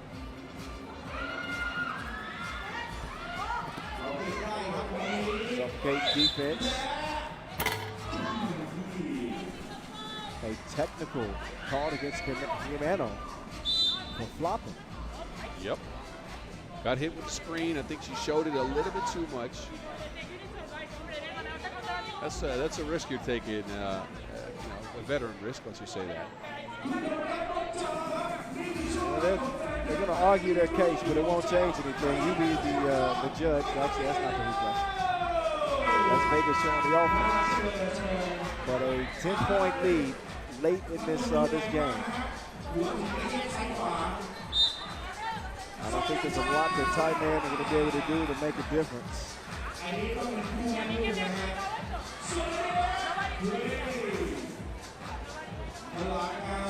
They just ran into an inferno. Nothing but fire coming from Ladena. And Team Spain, technical free throw as a miss. Possession with Thailand though, as a result of technical. Typically and historically, when it comes to Thailand, the games that they are in or they have even won, they've always shot the ball really efficiently from long range. So it's kind of but that was because they had live and die by the two. No, yeah, you're right, but they had the personnel for it. I think they have the personnel now to drive, to get to the basket. What a shot by Igor Avida, by the way. Fading away, 1 foot inside the two-point arc. Also count as a 1, but wow. And then Camillion, another open look. Spain is just toying with Thailand right now. But get back to your point. They had Dr. Suk on the team. She is a plus-level shooter. Yes. She's not with the squad now, and I think this squad is more geared towards driving to the basket. And then Spain's making it very difficult because they are more sizable. They know this team puts the drive, so they're keeping the paint tight, closed. And Thailand's not kind of attacking after their first action, right? So it'll be one ball screen, somebody goes. Whereas I think their strength lies in kind of swinging that ball after the first action, then attack. Yeah. Spain putting on a clinic right now. They play 3x3 at a level that few teams can do it. Plenty of cohesion and chemistry on display in this one. Get a 17-6 advantage. Another foul added to Taiwan's total.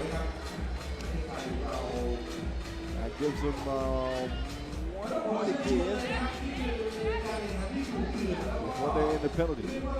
Spain just 4 points away from victory. Under 3 minutes to go. Vegas. Las Vegas. Straight money. 19-6. Man, the defender was draped all over her, and she's just taller and just pulled up.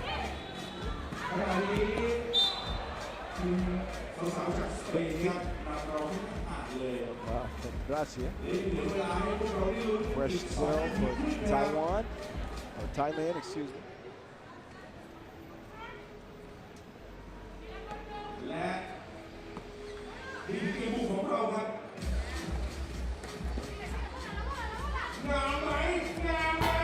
Long two, won't go.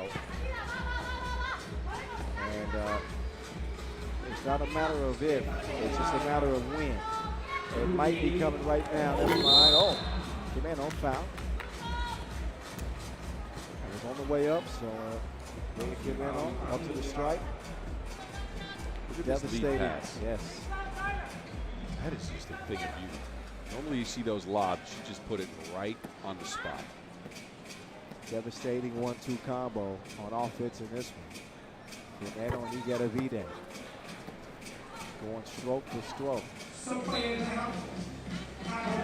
Game point, Spain. So no home court advantage for Thailand. They run into Igor Avida and Jimeno. Ladena with 10 and Las Vegas with 9. Wow. Ridiculous. Tough lay attempt, won't go. Cleaned up. Super body. That last bucket, but here's the last bucket of the game. Easy, breezy. 21-7. Last year was 21-8. They do one better here in 2026 to start off their Champions Cup campaign. Fully loaded is España. 21-7. They get the victory. Again, just surgical play from them. It was looking like this might be a 2-player double-digit scoring game for a bit there. I don't think we've ever seen that. I have to think back. I can't think of any games where 2 players got over 10. In this case, look, 9 for Jimeno and 10 for Igravide. And Spain starts this campaign off super sharp. Absolutely ridiculous. Look out for Spain. Thailand going to have an uphill climb in this group. So take a look at the highlights. A one-sided affair in favor of the favorites. Next up, we'll see the Thailand men against the defending champs, Serbia, in men's Pool A action. That's coming your way from Bangkok in just minutes.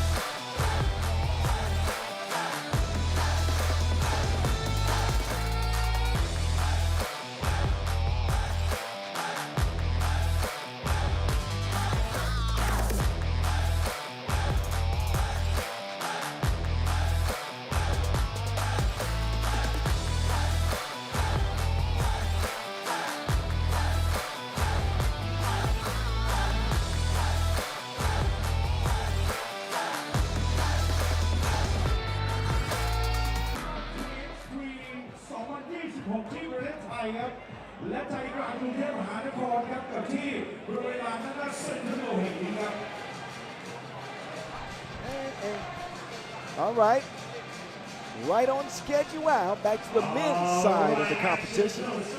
Serbia, Thailand on deck. New looking squad this year with one new addition to the Champions Cup roster. Of course, you know that face right there, and you know those muscles too. Stefan Milivojevic. Number 6, Stefan. Get that man a bigger shirt. Get that man. He's making me feel bad. He needs a bigger shirt or smaller muscles. I think he would just opt for the bigger shirt. He's making us all There's a look bad reason out his here. nickname is the Gladiator. Word. Here's the new ad, Killer. Filip Kaluderovic making his debut on the Serbian national team. And he'll be making his UB debut on the Pro Tour this year. We're looking forward to that as he will join the eliminator Nenad Barancic, who played well at last year's Champions Cup en route to the gold medal. And the future Hall of Famer, Brankovic Marko Brankovic. He's got all kinds of trophies in his cabinet. World Cup gold. Don't start this. You're going to be at it for a long time. Oh, my goodness. World Tour final titles. The man is decorated. He wants another one. And interested to see that dynamic with Kaluderovic. We'll see in this first 10-minute sprint. Thailand men trying to avoid doing what the Thailand women did. They just get blown out. Can they do it? Is this the squad to do it? We will soon see. It's a almost fully new team from last year, right? Only returning player. We'll get to him as he comes out. But 3 new guys we know little to nothing about. And I'm very curious to see what they can do. I've heard some local stories. I've talked to some people that said these guys are pretty good. That's all I got for you. Bangkok out next. I kind of like not having a scouting report. Of course, we know Frederick Lish, a.k.a. Tyverson. What? Yes. Oh, my goodness. He wears number 3. He's got that Ty Iverson. Tyverson. That is a good that is a real good one. Oh, yeah. Tyverson? You got to start watching the Champions Cup and the Asia Cup. Tyverson. No, look, I gave that nickname some years ago. I wanted to be here last year, but again, my son was born, so I got a good excuse here. Oh, fairly important, kind of. Yes, I wanted to be here for that. No, but anyway, look, I'm very curious to see what these guys can do. They actually brought some size this time around. Freddie can break people down, so I like that a lot. Now, to get back to Serbia, as you mentioned, they brought 3/4 of their roster from last year. They won last year. They didn't lose a single game, but the weakness in their game was the fact that they shot only 18% from range in that tournament. They addressed that issue by adding Filip Kaluderovic, who is a 34% two-point shooter on the pro circuit. So I think they got better, and they won last year already. That spells danger for the rest of the field. Exactly. I mean, if your prediction is true, who knows if they got better? On paper, they certainly did. And there's no question that Serbia are the heavy favorites.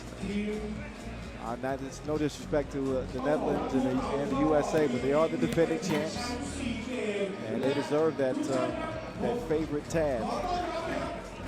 Thinking back on last year again, they got the very best out of Stefan Milivojevic. 7.2 points per game, 86% from inside the arc. Yeah. 86. We talked about the numbers earlier. 70 is already a high mark. The man almost got up to 90. He barely missed a shot. Yeah. Just saw Narancic on your screen too. He had a pretty impressive Champions Cup debut last season as well. Eliminator added 7 points and nearly 7 rebounds a game for the Serbians.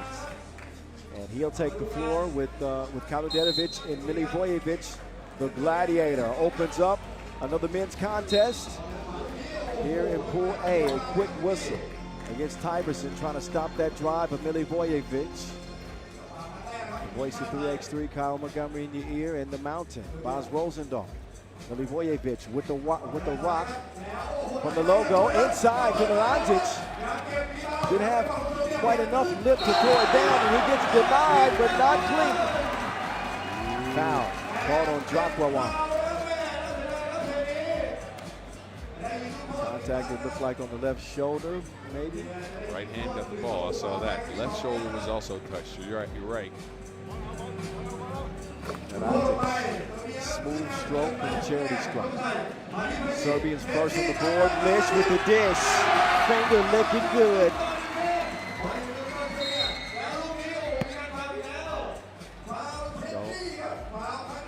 Tyverson developed a reputation for his passing and his ball handling.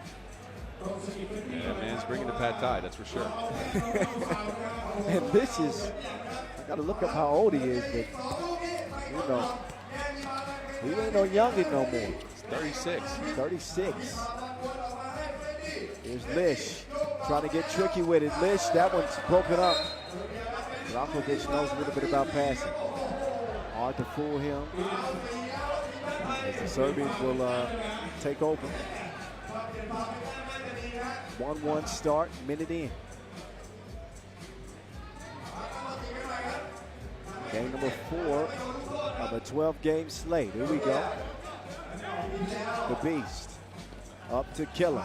Kaludetovic with the up fake. Oh, crafty wraparound dish to the eliminator.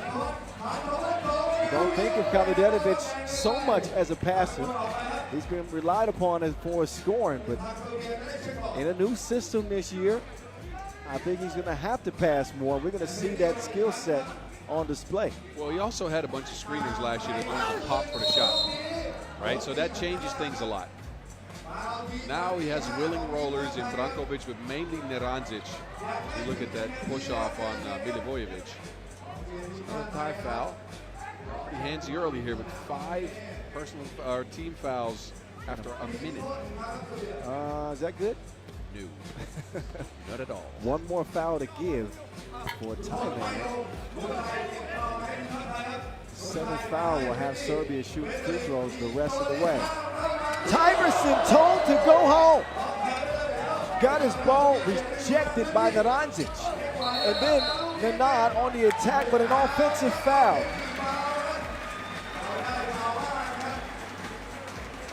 But this is like a touchdown throw. Well, that's a way to keep a guy from scoring. Narancic standing at about 6'7". Hard to get a shot up over him. 2-1 game, whistle on the inside.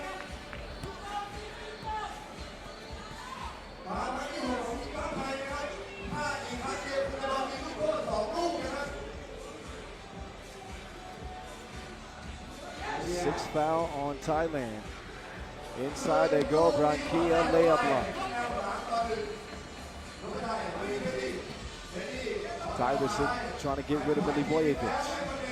Can't do that. Drakwawan, where is he gonna go? That shot's going up. Off the glass, Drakwawan elevating, throwing it down. That's a Drakwa jam. That took a while. A Drakwa jam. Off the miss. Get out the way. He's a big boy. Kaludetovic with the crossover. Can't finish the play. And a late whistle. Buck is called on the inside. Foul number 2 on Serbia. This game is entertaining for now. We've seen a lot of Thai fouls. They're putting the fight. Trailing about just one. Jocko Wan now trying to create something. Another foul call on Serbia.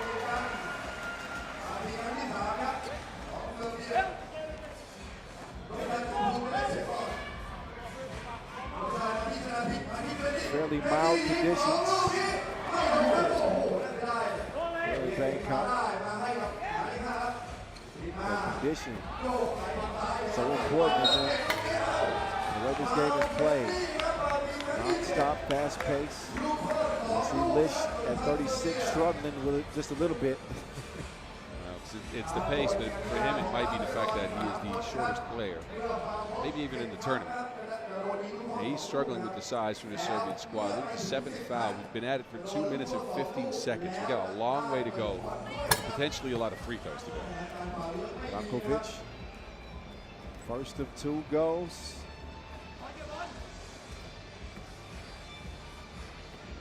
%80 free throw shooter.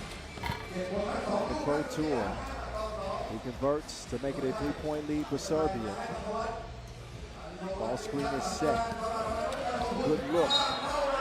And Rankila called for the reach in.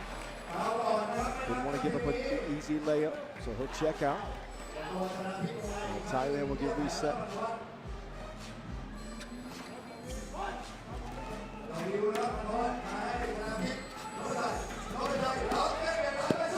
Nice move.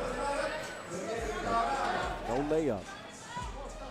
Lemonade to the Gladiator from the logo. At the range, but no service from D. Tracked down by the Eliminator. Dual attack, and the foul was called on Jocko Wan. I think he's out of bounds. Oh, really? Yeah. No. Looks like, yeah. Yeah, no foul, out of bounds.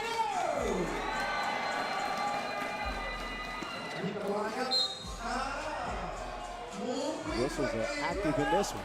Man, but this is just, at this point, you got to know not to be physical. And Lish just stepped into somebody on the screen with 2 hands out. Like, that is, at this point, you better stop doing that, because otherwise this game's going to get out of hand fast. And few teams better than Serbia. Look at that one. Bounced all around the rim before going down. Kabuderovic has got his first 2-pointer for the Serbian national team.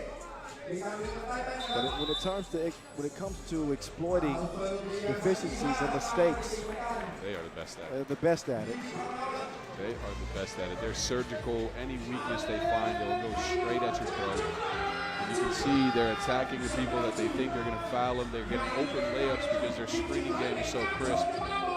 This is a typical Serbian game, but Jocko Wan made it a little interesting there. I like that. Came off of a broken play. Missed shot. Right place, right time. Only 2 points to speak of for Thailand.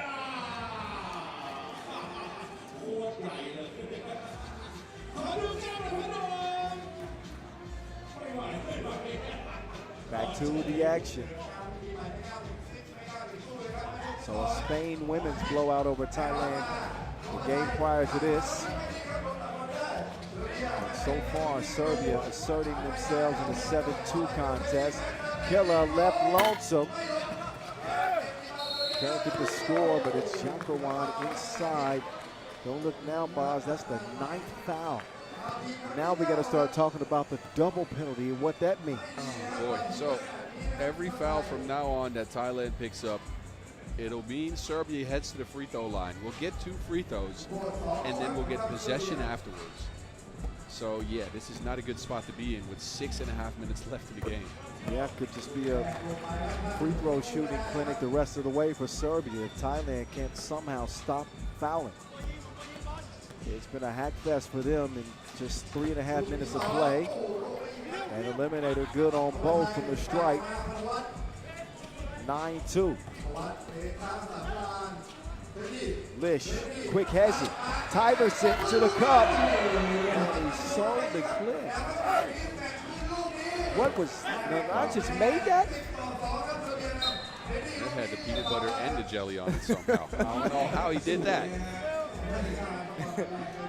I'd love to see a replay of that. Like he made that shot with his forearm. He just twirled it off the glass somehow. Oh. A creative way to score his 5th point. Naranja's getting the rest now. Jakurowan surrounded by Serbians. They'll quickly get it to Lish. And he is fouled by Kaludenovic, which looks like it's an offensive foul. Yeah. So this is the one instance where Thailand doesn't put Serbia on the free throw line. Offensive foul, yeah. The Gladiator, drive, kick, Killer delivers. Lish off target, Kaludenovic out to the Gladiator. Front iron it goes, contact inside. Make some free throws regardless. So Serbia is also at the 6th foul mark. This is number 11 on Thailand. Kaludenovic, good start for him. With Serbia across his chest. Saw him represent for Team Hangzhou on the Pro Tour last year. Making his move over to UB this season. Look at the rise this guy's seen, because he only played in one Pro Circuit event before last year. It was a surprise signing for Hangzhou. Did so well that the best team in the world on the Pro Tour picked him up, and now he's on the national team. He's a bad boy. I got a lot of respect for Killer's game. I've said it before, I'll say it again. There's a reason why he's on the Serbian national team this year for the first time. He is still cooking. 16-2, Killer is killing.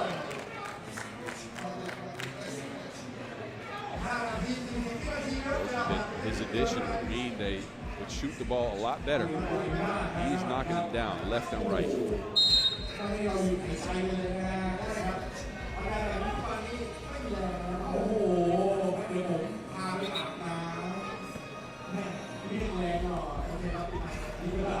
There's the 7th foul on Serbia. So a couple of free throws coming up for Lish. Try to make this thing a little bit more respectable.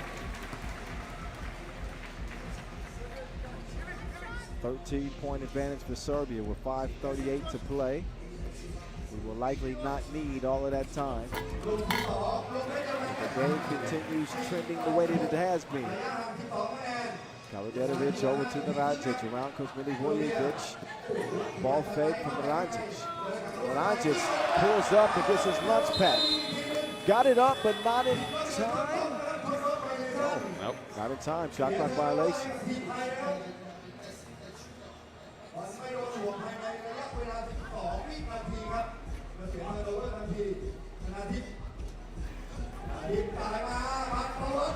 Reverse, won't go. Back down inside to Naranjic. Good luck stopping that. Serbia closing in. 4 points away. Tyverson, 2-piece.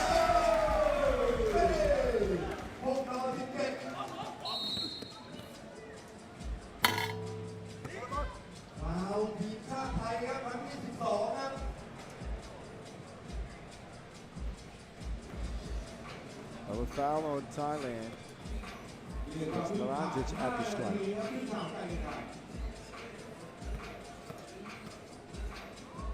A big fella. Oh, no good. But they'll have possession as well. As a result of the double penalty that Thailand are in. So Naranjic was 7 in this game. He's getting back to his average from last year. Yep, staying consistent.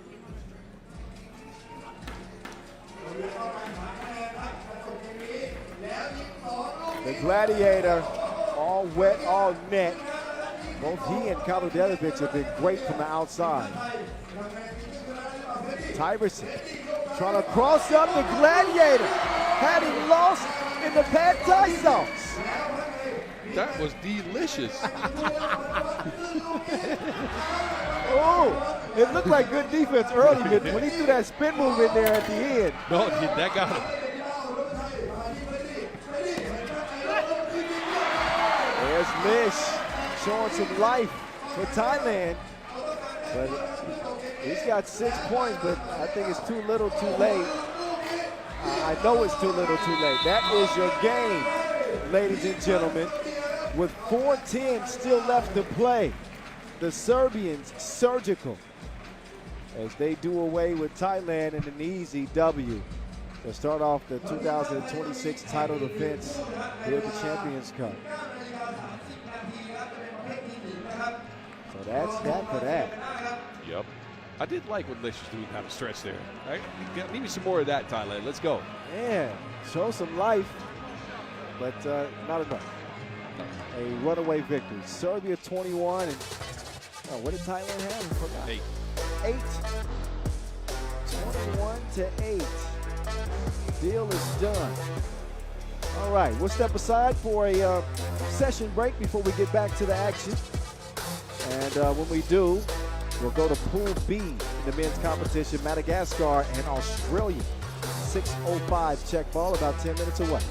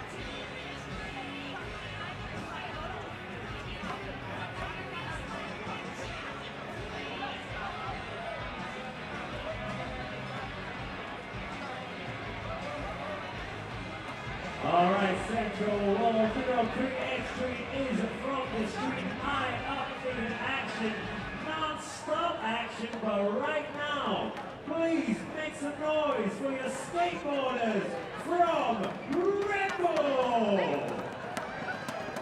สวัสดีค่ะสวัสดีทุกคนเลยนะคะแล้วช่วงนี้ค่ะก็อยู่กับพวกเราเลยนะคะจาก Red Bull Energy Soda ซ่าอย่าหยุดใส่สุด Energy ค่ะขอเสียงหน่อยนะคะโอ้โหดูพี่ Red Bull ของเราวันนี้ซ่ามากๆเลยนะคะซึ่งต้องบอกว่าใครที่อยู่ภายในงานนี้ใครอยากจะมี Energy Boost บูสต์ค่ะนี่เลยค่ะพี่ Red Bull เอสซ่าของเรานะคะหรือว่าจะเป็นพี่ Red Bull Energy Soda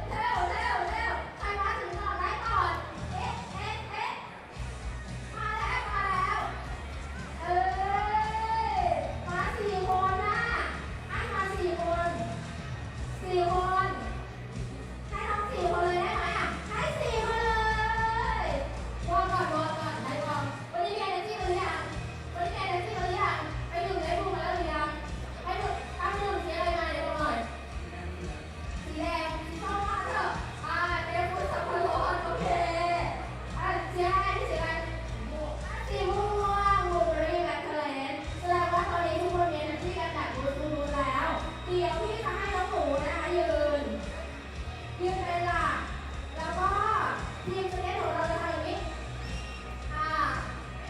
เขาก็จะดูยืนเฉยๆแหละแต่เขาก็แบบใช้เขาไปแค่นั้นเองยืนดีๆนะอย่ายืนให้เขาชนถ้าเขายืนให้เขาชนคนได้รางวัลนะโอเคไหมยืนเลยยืนบนสีขาวเลยยืนเฉยๆได้หนูเต้นให้จังหวะเป็นกำลังใจให้น้องๆทีมสเก็ตพี่ด้วยนะมีเพลงที่เราไหมพร้อมทุกอย่างยืนแบบนี้ถูกต้องไหมคะถูกต้องเนาะถ้าพร้อมแล้วทีมเซ็ตเชิญค่ะมาแล้วยืนดีๆนะถ้าพลาดชนตรงไหนแล้วอดเลยนะเฮ้ยผ่านไปหนึ่งจ้าที่บอกว่าผู้เข้าแข่งขันใช้ความสามารถสูงมากเลยนะรอบเนี่ยขอปรบมือ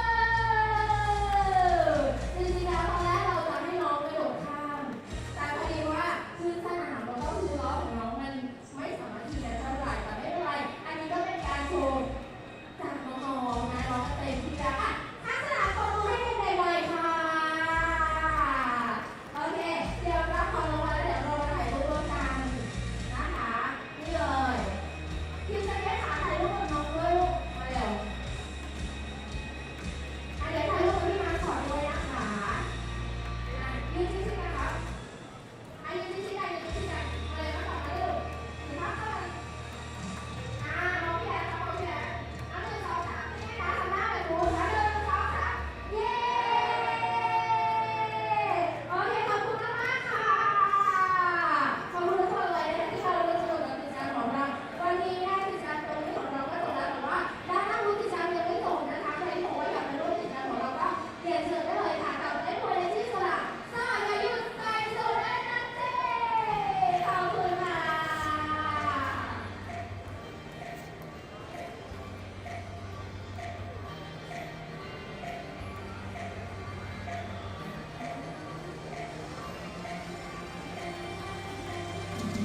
Men's Pool B action on deck from Bangkok, Thailand. What's good? Kyle Montgomery, aka the voice of 3x3, with my partner alongside Boz Rosendahl, the Mountain. Hello. And there's the Netherlands, there's Australia, who both competed at the Champions Cup last year, and Madagascar as well. In this group of 4, top 2 advance to the semifinals. Australia picking up a bronze medal last year with a shocking victory over the United States in that bronze medal game. They come back with some of the same firepower. Big stick in the middle, and Alex Higgins-Titsha. They're the 2 big stars on that team.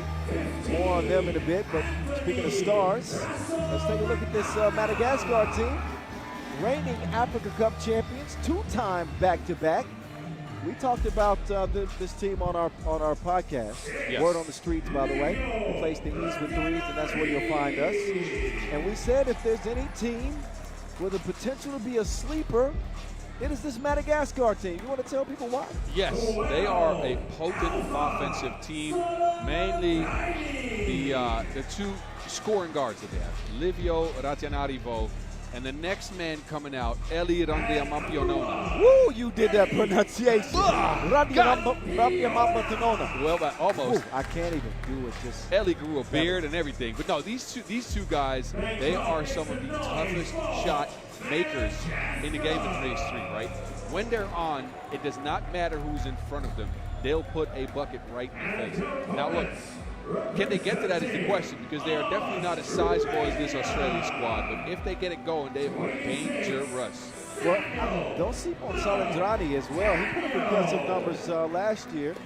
Didn't miss a shot, as a matter of fact. He was 14 of 14, averaged 5 points and 3.5 rebounds a game. So I think Madagascar is more than just a 2-headed monster. I think it might even serve them better if they get him involved a little bit more. I think so too. You're right. This team can get out of balance with the amount of shots Elliot and Livio are taking.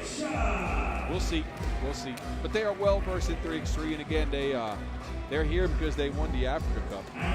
I still remember the final game of that tournament. That was a shock. They were down, and then they got the dub. They fought back. It was a great game. I got a chance to do the Africa Cup about 4 years ago now. But anyway, Samuel McDaniel, a new add to this Australian team. Lachlan Barker as well. Impressive mustache there, sir, I must say. And the two towers again, Higgins-Titcher and Jonathan Stiff. So Higgins-Titcher last year here at the Champions Cup was kind of his 3x3 coming out party, right? Top 3 in scoring, 7.4 points per game, 50% from 2. And this dude is unorthodox. He's crafty, he's slithery, he can get up as well. And then there's the big guy in the middle. Dylan Stith is a powerhouse. The man's got shoulders on shoulders. He will put one right through your chest and then put a floater right in your eye. That's a fact. He was really impressive down the stretch. And you think about that bronze medal game, he ended it at the free throw line. Massive performance for him. 6 points, 6.5 rebounds for Dylan Stitt just a year ago. And clinched the bronze medal for the Kangaroos. Champions of FIBA Asia 3x3. So 2 new adds to the squad, and we're going to see if it pays dividends. Yeah, although, look, McDaniels is a fully good, right? But Lachlan Barker actually played in the Asian Cup last year. Okay, yep, I remember. So he's well versed at playing against, at least with Higgins-Titcher and stuff. Yeah, I remember making some jokes about Barker because he had that same mustache last year. I forget what I said, but of course it was fun. Sure. We continue with Pool B action from Bangkok. This is the FIBA 3x3 sponsor, Red Bull Champions Cup. 2nd edition. Kyle Montgomery, you know me, at 3x3 the voice in your ear. Without 3x3 the mountain, Miles Rosendahl. Getting creative with the footwork. Is that an extra step in the process? Maybe, yes, maybe. But it'll count as a bucket. Yeah, the refs don't see it. It's all good. Speaking of the officials, Alex Halasayan on the baseline and Najib Chajideen up top. I believe that's trail and lead position. There you go. Look at that. Looks like you got some inside referee. That's right. I do have some inside referee knowledge. It's all in the family now. Got a whistle inside that will put Alex Higgins-Titcher at the line. He's going with the short bob this year. Still looking good from the free throw line. That is money. Lilio gives it to Ellie. Ellie hitting that jab. He gets a step on Alex and will step up to the free throw line. Good move here. Yeah. Shot fake was enough to get Higgins-Titcher out of position. Quick drive. Again, this is what makes these guys so dangerous, right? They're supremely confident, Ellie and Livio are, in their shot creating abilities, and they'll continue that throughout the game, whether they're missing or making it. Well, they live and die by their play. When you think of Livio, last year, I mean, it was an aberration of a tournament for him. Just a super rare performance. He struggled. He was 21% from distance and only averaged shade over 3 points a game. That is not like Livio. I'm sure he's put that tournament behind him. Because his team has a good opportunity here. Oh, he'll get the contact and the score. Foul called in the inside on Stiff. Yeah, he used an arm to catch him.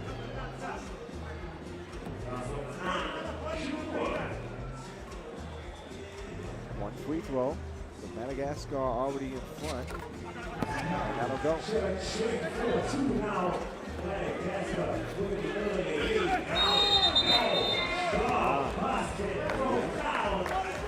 Wow. Cleared. So the Kangaroos looking a little bit out of sorts. None of this matters what happened underneath here. They didn't get the ball clear. Got to step beyond that two-point arc. Good look inside. Leads to Madagascar's 5th score of the contest.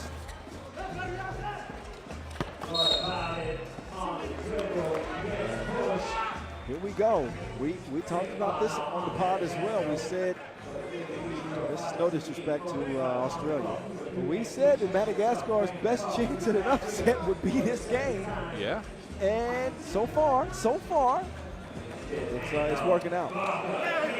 Oh, what a finish. Johnny Dylan Stead with a little extra levitation and some finesse on the finish with the left off the square. Stead rattles out, but snuffs out his own miss and converts the score anyway. That is what you just saw. That offensive rebound is one of the big reasons why this team was so good last year. They were the best offensive rebounding and combined rebounding team in the entire Champions Cup field in 2025, mainly because of Dylan Stiff and Alex Higgins-Titchen. 5-4 game. Stiff hands it off. Pull up.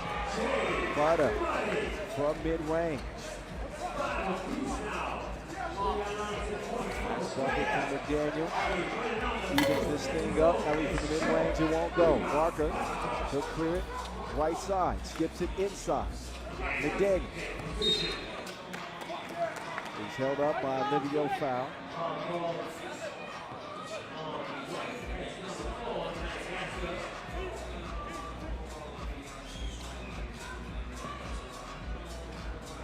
Two minutes in, been a good game so far. McDaniel operating on the baseline, has it. In and out, to the left, Stiff, he snatched the board, but he will turn it over. Livio, pass is redirected. Stiff puts it up top. AHT going up like THC. And it's a 6-5 game. We saw a little bit of this last year as well. But man, he barely needs to jump to throw that thing down. Good awareness by Stiff putting it up. And Higgins-Titchen knows what to do with it. McDaniels gives it up. Barker, not that time, good hustle, but it's thrown away. Big advantage, they settle for two. Ellie cans it. They had a layup and he just shot it. Oh, wow. Oh, Higgins-Titchen from the corner. Livio trying to get free. Ellie up fake. Left him, but left something to be desired on a layup attempt.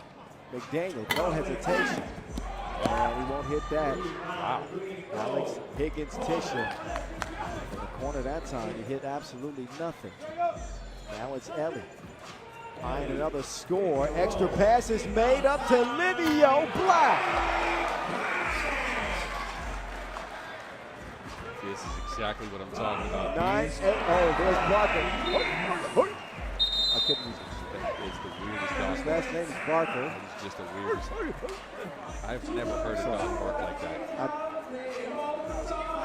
If I could rewind time, I'd do it, but I can't. Nah, that's all right. 10-9. We got a shootout. That's not really showing it, but it's worth the replay on the highlight grip. Couple of tools falling for each team as the Aussies have assumed a 1-point advantage. Madagascar, though, just a shade behind. 10-9 as we coming up a first media timeout. And look, credit to Madagascar in this one for not only shot making, but they have worked in the offseason on their screening games. It's visible. They're screening well, they're rolling off, they're getting that over top, kind of that lob pass going.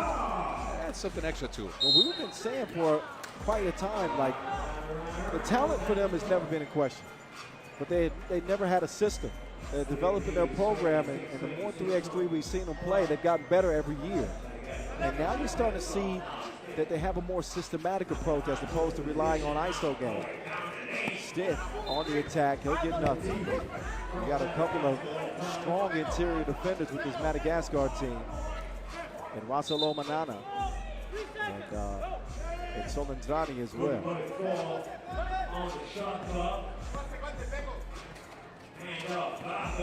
Barker.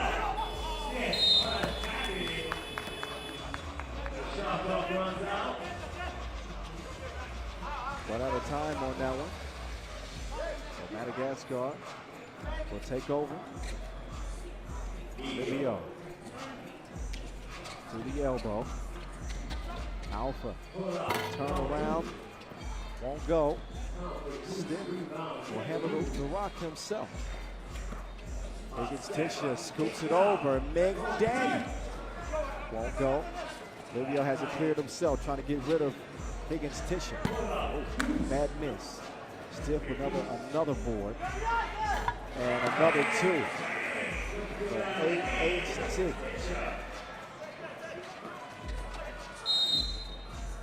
Alex Higgins Tisha is showing out once again. Not just the dunks and the drives. The option he has is just go to that 2 ball and knock it down at a high clip. Makes him supremely dangerous.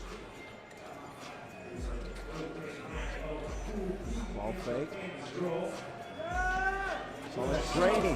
2 go 3. 12-10. Australia still in front. Stiff on the baseline. Stiff going to the reverse. They won't find the mark. Ellie with the quickness. Extra pass is made. Hezzy on the run. And a whistle. That will put Solo Manana on the line. But I'm seeing a more selfless approach with Madagascar as well. A lot of these, for example, that last drive probably would have forced up a layup. Instead, makes the extra pass. Defense is off balance. And the next thing you know, you find yourself going up to the free throw line. Those type of plays make a big difference. Yeah, you're right. And look, that is a change from the last few years when we saw them mainly opt for contested 2 balls. Now they're mixing in layups, they're mixing in passes. And that's going to free them up more on the outside. McDaniel's settling for a lot of 2 attempts in this game. That was late in the shot clock, so a little bit more understanding. But you can probably find some more efficient offense if you're Australia. We're past the midway mark of this 10-minute sprint thing we call 3x3. Barker, hand up on Ellie, so what? He's just doing some window shopping. Out to McDaniel. He'll up fake. He'll drive. Agent Barker. He won't knock it down. Oh, a bad miss from Higgins Tisha.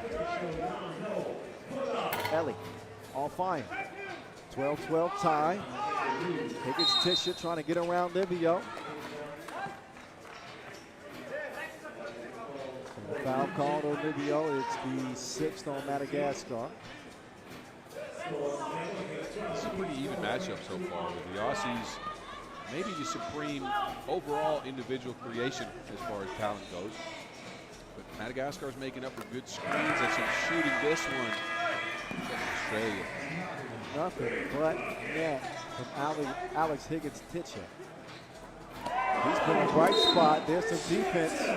We saw him lead the field and block shots at the Champions Cup last year, and he's filling up the stat sheet in this one.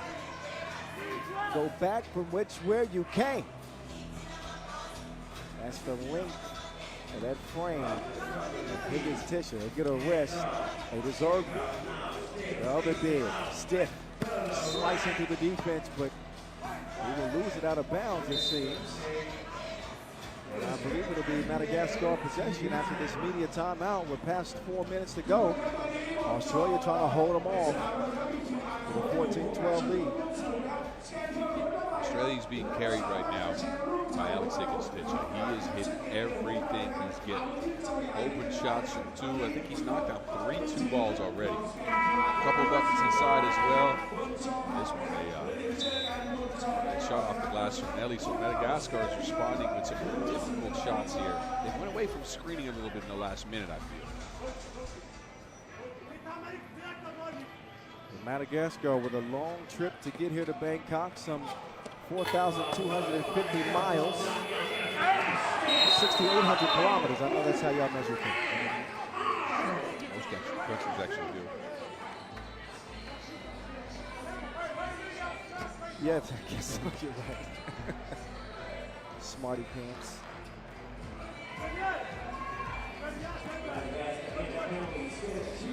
A shorter trip for the Aussies. Probably no more than 9 hours.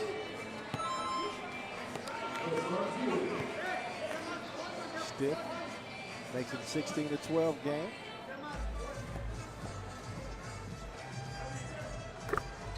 Make it 17-12. So Madagascar put up a good fight early, but the Australians undeterred. Oh, get up! Get on up!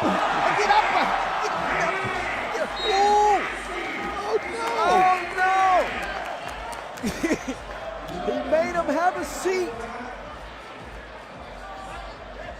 He gives Barker a floor seat like a celebrity.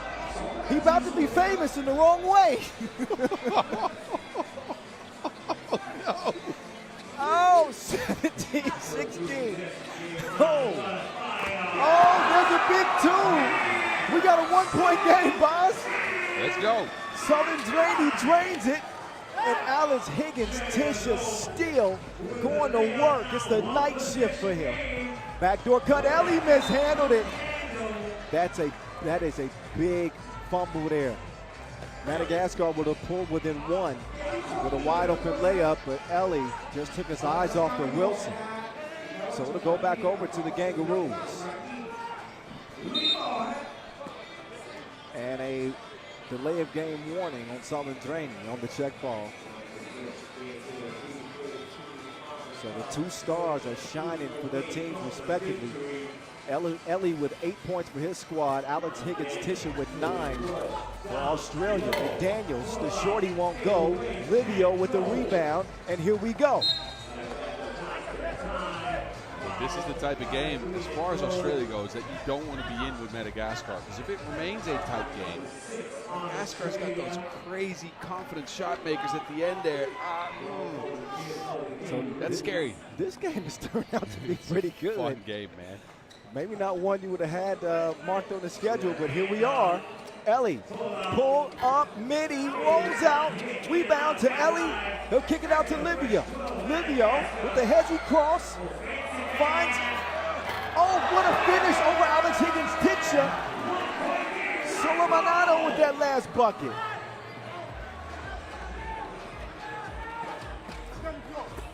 Livio getting to the bucket, would have tied it up, but he misses it. Higgins Ticha over the stiff. Stiff now. Oh, quick hands inside. That is a dangerous play. Madagascar's already at 7 fouls, and he tried to strip. A high risk, high reward.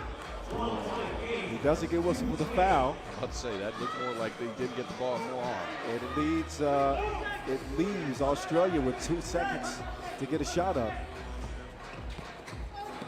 Barker. Oh. Yeah, Livio in Barker's landing space, a crafty play that will put him on the free throw line to shoot 2. Big trip to the stripe. With this being a 1-point game as of now. And Barker, who's going to connect?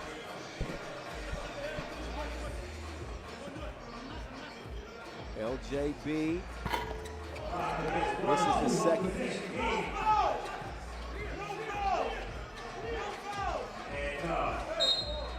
And now it's Higgins Ticha being called. I believe that's the 7th. Yeah, on Australia. That's not a good foul. Nope, and this could tie the game up. Yeah. 2:10 remaining on the game clock, but a couple of free throws made by Livio, and we're deadlocked at 19 apiece. Here's the first on the way. Ooh, Livio. He will miss it.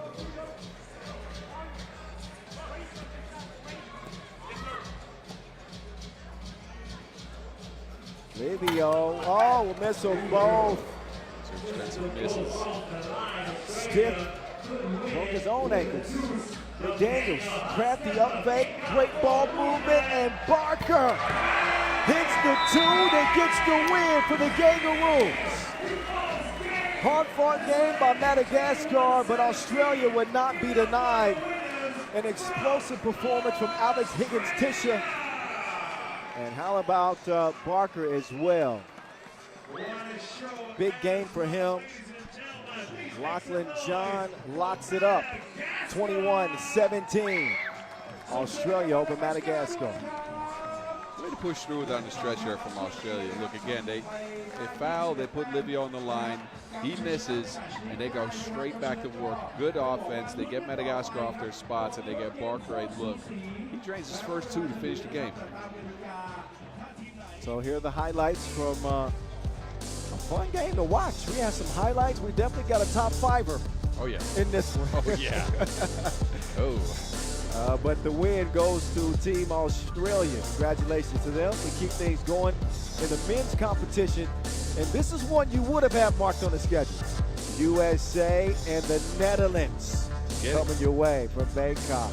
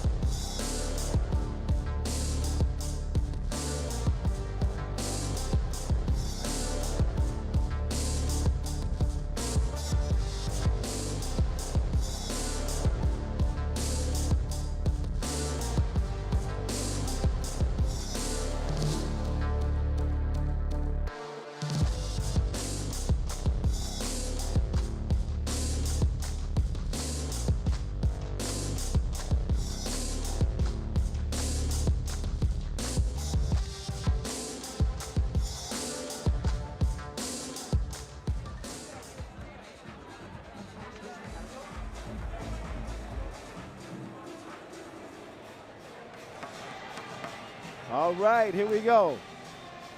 Men's Pool B action on deck from Bangkok, United States and the Netherlands. Both are participants in the Champions Cup last year. Netherlands end up as runners-up, a silver medal at this event. And the USA losing in that bronze medal game. After losing to the Netherlands in the semifinals. There you go, a rematch of the semifinals. And Netherlands come in with their full complement of players, guys that are used to playing together, except for Adrian van Tilburg, a new add to the squad, but they've had experience playing with him. For the USA, we're going to get a lot of new looks. In terms of their roster, there's the first one, Riley Batten, making his appearance on the national team for the first time. We'll see a couple of Pierces on this team. Caden Pierce, and I know you've seen him compete at the 3x3 youth level. Just transferred to Purdue, played at Princeton, as did his brother, Justin, before transferring to North Carolina. So the former Tar Heel joins his bro, the first time the Pierce brothers will play together. James Parrott on that 2025 team. Aaron Parrott, a walking highlight. He had one low light that cost USA last year, and it was an open layup that would have won it against Australia. I'm not hating on JP, I got love for him, but it was wide open, and he just glitched, and that was the difference in the USA winning a bronze and losing a bronze. And they ended up coming home without a spot on the podium. Adrian van Tilburg, first time repping with the national team. Yes, for sure, and he's earned it. He worked really hard at his craft, joined Amsterdam on the pro circuit last year. He was a part of their win in Bucharest, I believe, the World Tour win they had there, and now he makes his mark on the national team, and glad to see him do it. And it is Martin Falconer, the cadet. I like the all-orange. Jan Driesen, Olympic gold medalist. With Boy de Dion, already a legend for his Olympic performance, leading the Netherlands to the gold in Paris 2024. Pound for pound, the best player on the planet. And he likes to blow bubbles before they start. He's a unique talent. Yes. Where does the Netherlands fit in that favorite conversation? We mentioned Serbia, obviously. Serbia's up there. We saw what Lithuania looked like. Yes. USA have to be in the conversation, or do they, with the new ads? It's a new roster. They're unproven, let's just say that, right? So as far as a country goes, as far as status goes, yes, they are in this conversation. But this USA squad have not played together, are very unproven. So I want to see what they can do first. Look, we know all of these players individually are talented, right? This might be the mix that gets it done. Let's get this game out of the way before we name them favorites, although we know James Barrett is going to get some buckets. Well, he was the top bucket getter last year. Although they didn't get any hardware, he led the team with 6.5 points, 4 rebounds a game. And Worthy Dion topped the scoring charts at last year's Champions Cup. 7.6 points per, 4 rebounds, led in player value, 81% from the floor. Yeah, that's normally a number you'll see for a big guy that rolls to the basket, catches, and finishes. It's one. Yeah, when he's getting to the bucket, when he's using his entire arsenal, as opposed to settling for twos, I don't know if there's any stopping. But I got a guy for you to keep an eye on in this one. And I think his stock is rising. That is Justin Pierce. That is Justin Pierce.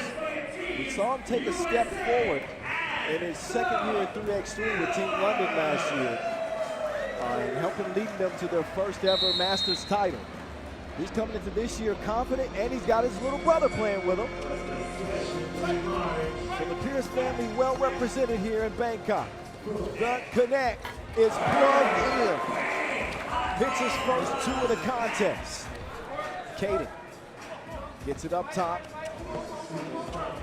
Justin forces up a 2. All firing into Hype Worthy's hands. Big Drizzy.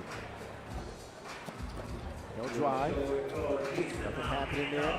Dion, 2-piece. Way off target. Oh, spin move. Had Bout Connect on his back. I'm not sure if it was a pushing ball there before I get too excited. And Pierce converted. USA on the board. 2-1 start for the Netherlands after the opening long-range hit from Bout Connect. Big Drizzy going to the drop step. Won't get it to go. It's a good sign to see him drive, though, because I talked to him earlier in the week, and he said, in the offseason, I worked on my mindset, becoming a more aggressive offensive player. And I think that's what you need to see from him, because in the biggest games that the Netherlands, as well as Team Amsterdam on the Pro Circuit have won, he's contributed on that offensive end. Without a doubt, we got a 2-2 game after Caden Pierce converts on the inside. The 2023-24 Ivy League Player of the Year. And is now a Boilermaker, so he'll be hopefully walking in the footsteps of the great Robbie Hummel.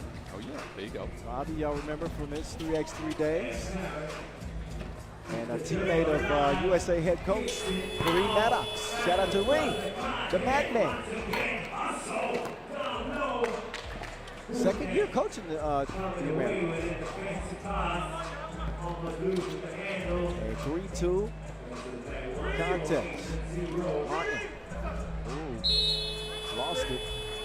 Justin Pierce stayed with him well there.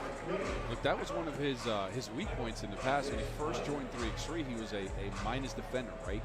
And you noticed, and you mentioned this, Bod, by the way, that he became a good defender last year, at least a serviceable defender. Sure. And it's showing here. Barrett, miss it. Fontilborg, no! AVT with a money missed inside. Maybe a little bit of nerves here with his first appearance for the national team. Netherlands still up by 1. Caden. Give it up. And turnaround by Batten is no good.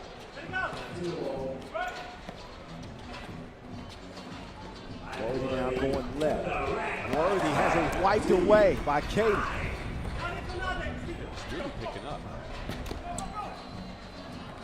Pierce's pass is deflected out of bounds to the goal and leaves about 3.5 seconds left on the shot clock. With a 3-2 start. It's the second edition of the Champions Cup from Bangkok. Appreciate you if you're watching from the USA. Getting up early. The voice of 3x3 at 3x3 The Voice. That's me. Boz is here too. The Mountain. Rosendahl. Having some fun here to kick off this competition, day one. And there's Von Tilburg, sinking one from the right wing. He's got a new two-point celebration. What was that? I guess so. Look, but that's what he can do, though. He features as a screener and roller that he attacks mismatches, but he's got a good two-point shot. It makes that Netherlands offense more dynamic when he can hit them. He's got a hit layup. Tilburg is worthy. He's worthy. He sees through the cracks and he's able to draw the foul on Pierce.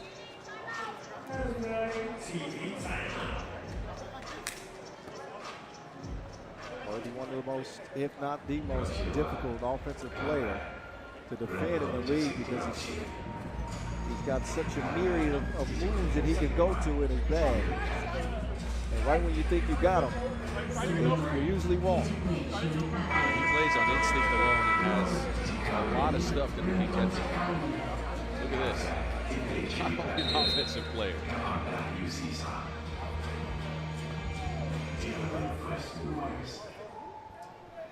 For the USA, I'm curious to see when they're going to put Riley Batt in position to score. He's a pick and roll target. He's a sizable dude.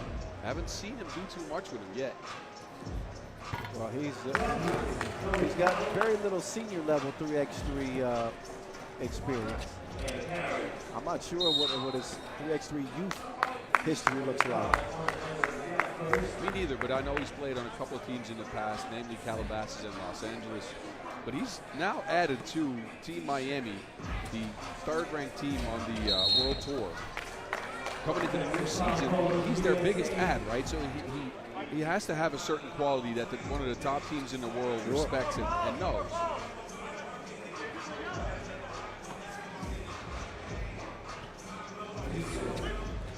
So just under 7 minutes to go in this one. A 4-point lead for the Netherlands. There's a foul, and it goes two-piece combo for Hike Worthy. Fouled while releasing the two-pointer. Have a chance at a three-point play.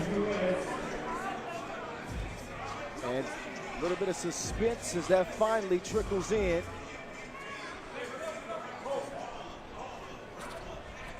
Or maybe the foul was called off the ball. I thought maybe contact on the shot. Okay. So the foul apparently called off the ball, so no free throw, but possession. Now it's Von Tilburg. Jab step, kick out, and Big Drizzy drizzling. I'm telling you, this is what he's worked on in the offseason. Knocks down his first two of the year. Actually shot it at a good percentage in 2025 from Tulane. 10-2. There was one game last year, I don't know if you remember, where Dreesen hit like 4 twos. Oh yes, I do remember that. Yeah, I don't remember where it was, but he went bananas in that one. You're right. So not exactly a guy you want to just leave all alone. Look at that block from Parrott.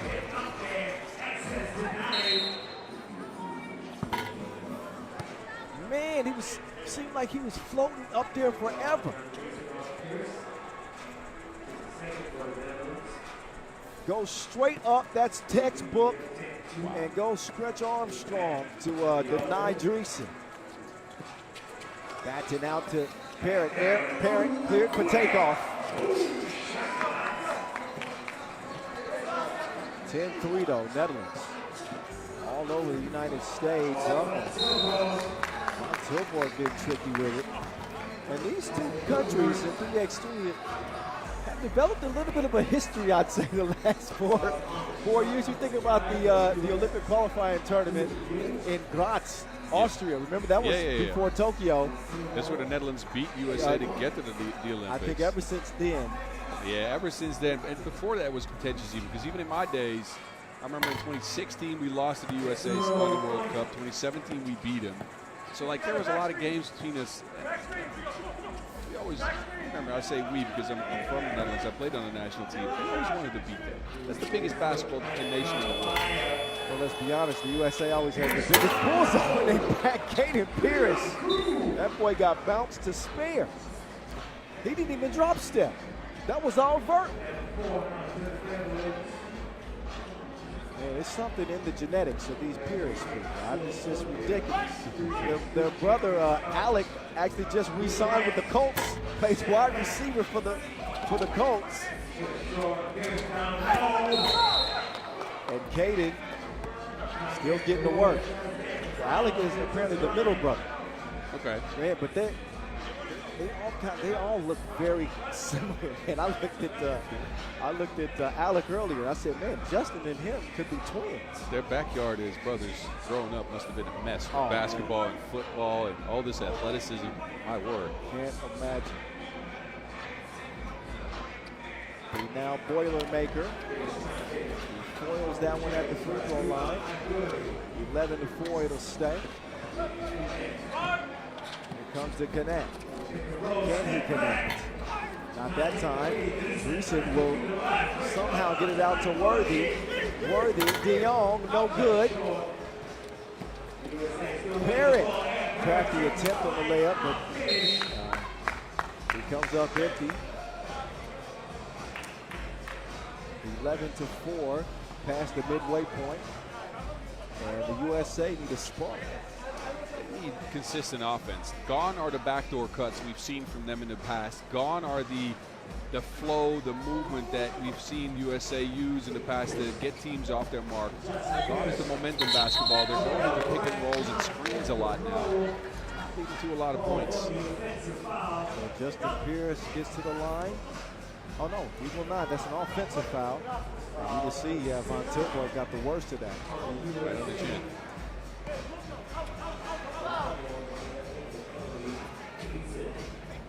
And now Von Tilburg with a chance to get some payback. And he makes life difficult on Pierce inside. It's a mismatch the Netherlands been looking to exploit all game. Von Tilburg holding this position, turning into a good shot. This is an undisciplined foul by Justin, putting Von Tilburg on the line for 2 easy free throws. USA in the penalty. That is the 7th. And Netherlands, by comparison, just 3 fouls and now an 8-point lead.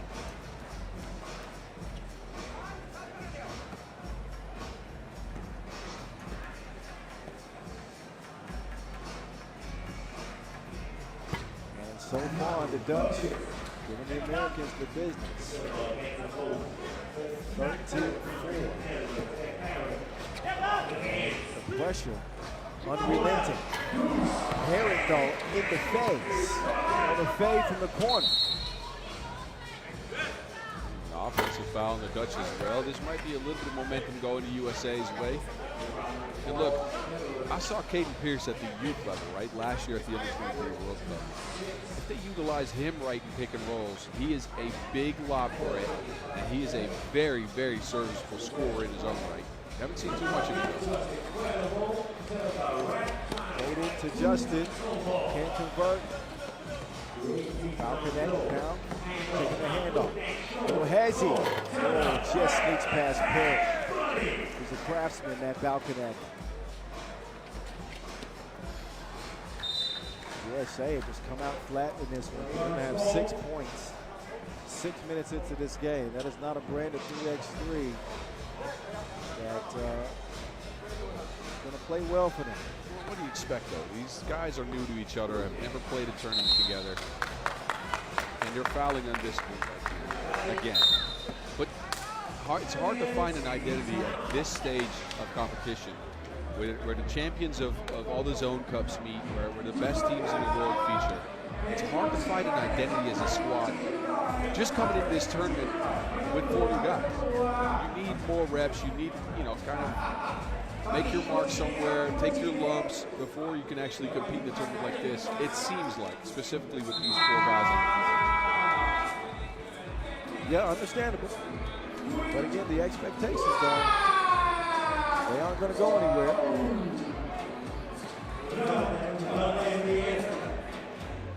Took foul connect. Light work at the charity strike.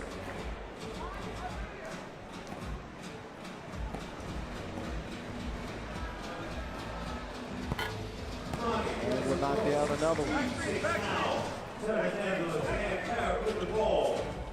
Here's Parrott attacking. Beautiful finish from Parrott. Dreesen has it taken away. Parrott forces it. And Pierce has got his back. Gets the tip, and Parrott hits that off of Dreesen. Yep. So the United States with a chance to swing the momentum here. A lot of time left, 3:38. Looking at an 8-point deficit as of now. Yeah, they need to get to an action that works for them. Get back in a pick and roll. Let's see what he can do. Parrott, no good. Caden muscling one up. 16-9. Batten trying to stay in front of Balcony. Balcony puts up to Jay, it won't go. Batten, easy layup for him. 3-possession lead for the Dutch with Worthy de Jong on the bench. They let Dreesen try to create some offense. Good ball movement to an open Von Tilburger, can't hit it. Parrott can't track it down. What a pass from Big Drizzy. Wow. Falling out of bounds, he still found his teammate in the basket. Good foul on the Netherlands, but they lead at 17-10. Both teams will get a chance to get a breather. Von Tilburg leading the way for the Dutch with 7 points. What a debut. What a way to step on the national team, my guy. That is a hell of a debut. Falconet's been active as well.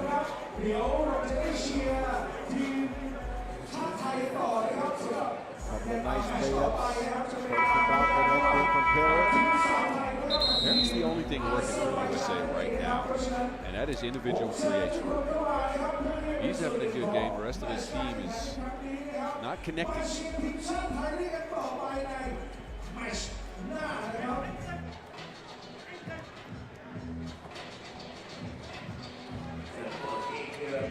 Parrott to Batten. Parrott up top to Batten. That time, Parrott facilitated. Parrott will poke it away. That'll leave 7 on the shot clock for the Netherlands.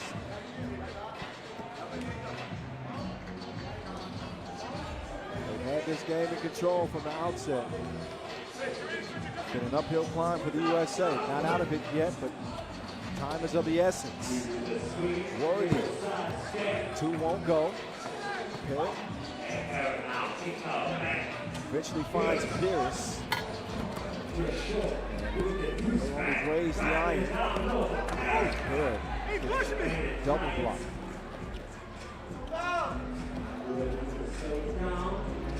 Worthy tearing with it like an action figure. Wow. He's got 5. And he's also got the 6th foul now on the Netherlands. Shooting foul as well. Okay, Pierce is on his way up. Oh yeah, out of contact. Ian Pierce on that London USA team that won a Daiching Masters. MVP for him. Get a free throw that'll get him within 7. Again, time not on the USA side. Von Tilburg making matters worse on the interior. Point game for the Netherlands. Crafty pass from bro to bro. Caden finishes that off. Say that Pierce the defense. Maybe. Parrott. Caden continues to clean up the mess, getting all the leftovers underneath. And how can they? Tilburg travels. Picked up his pivot foot to make the move.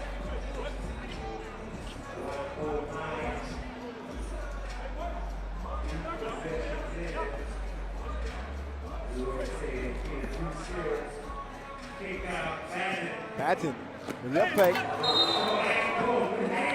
Oh, they're Worthy with the quick hands. He was out of the play.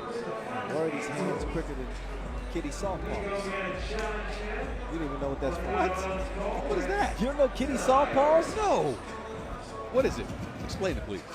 It's from that movie with the cat. He's like Musketeer. You know what I'm talking about. Oh, I know what you're talking about. the cat in the boots, whatever. Puss in Boots. There you go. I didn't see that. I didn't see that. I'm a father, man. Come on. I am too. But I come across these movies. My kids aren't that age yet. 42-year-old man who knows who kitty softballs is. One more. Falconet not feeling the mid-range shot. That's it. All alone to throw it down. And Worthy gets it glassed.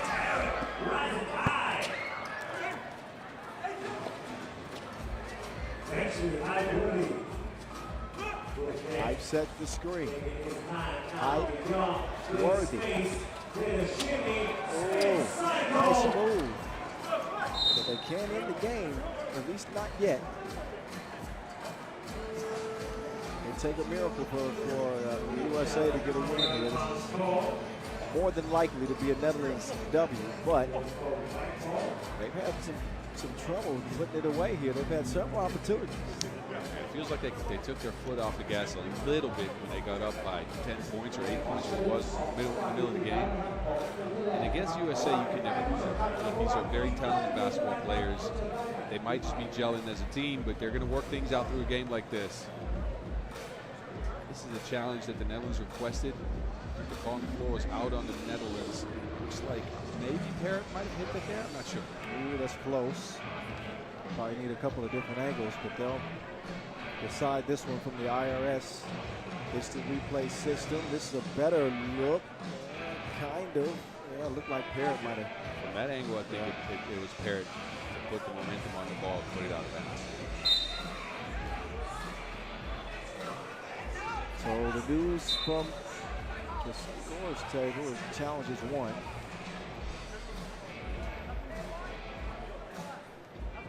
So Parrott touched it last. And a timeout for the USA. So we said that this game is pretty much in the bag. But now I'm going to make you describe if the United States were to come back and win this one in the 22 seconds that are left, how could they do it? What would need to happen? They need to stop the clock, so put the Netherlands on the line, hope they miss two, get a very quick bucket with a foul, and then hope for the best. It is a very unlikely scenario. Maybe get T-Mac on the squad, that would help. Oh, you got jokes, huh? Yes. All right. Worthy in the corner, using clock. Worthy, he can't finish even there. Caden Pierce hit the shot, but he stepped on the line prior to. So, yeah, this one's done. Yeah, well, the Netherlands can close it out. Hope they'll hope for a quick bucket here. Oh. Play a game. USA. This one is going to be over one way or the other. Worthy will try to get a quick shot up with 2.8 left.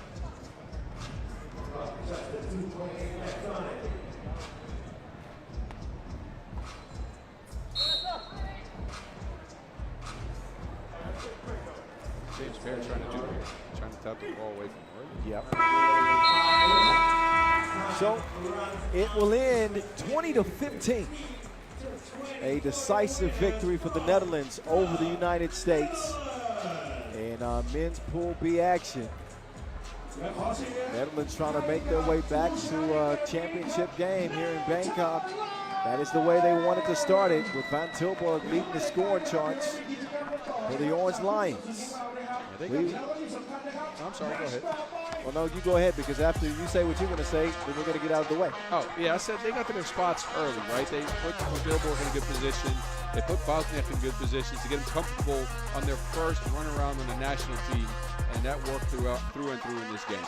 All right, we're officially halfway through the 12-game slate. We'll step aside for 3 minutes.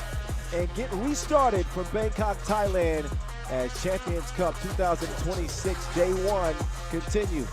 See you back here in a few.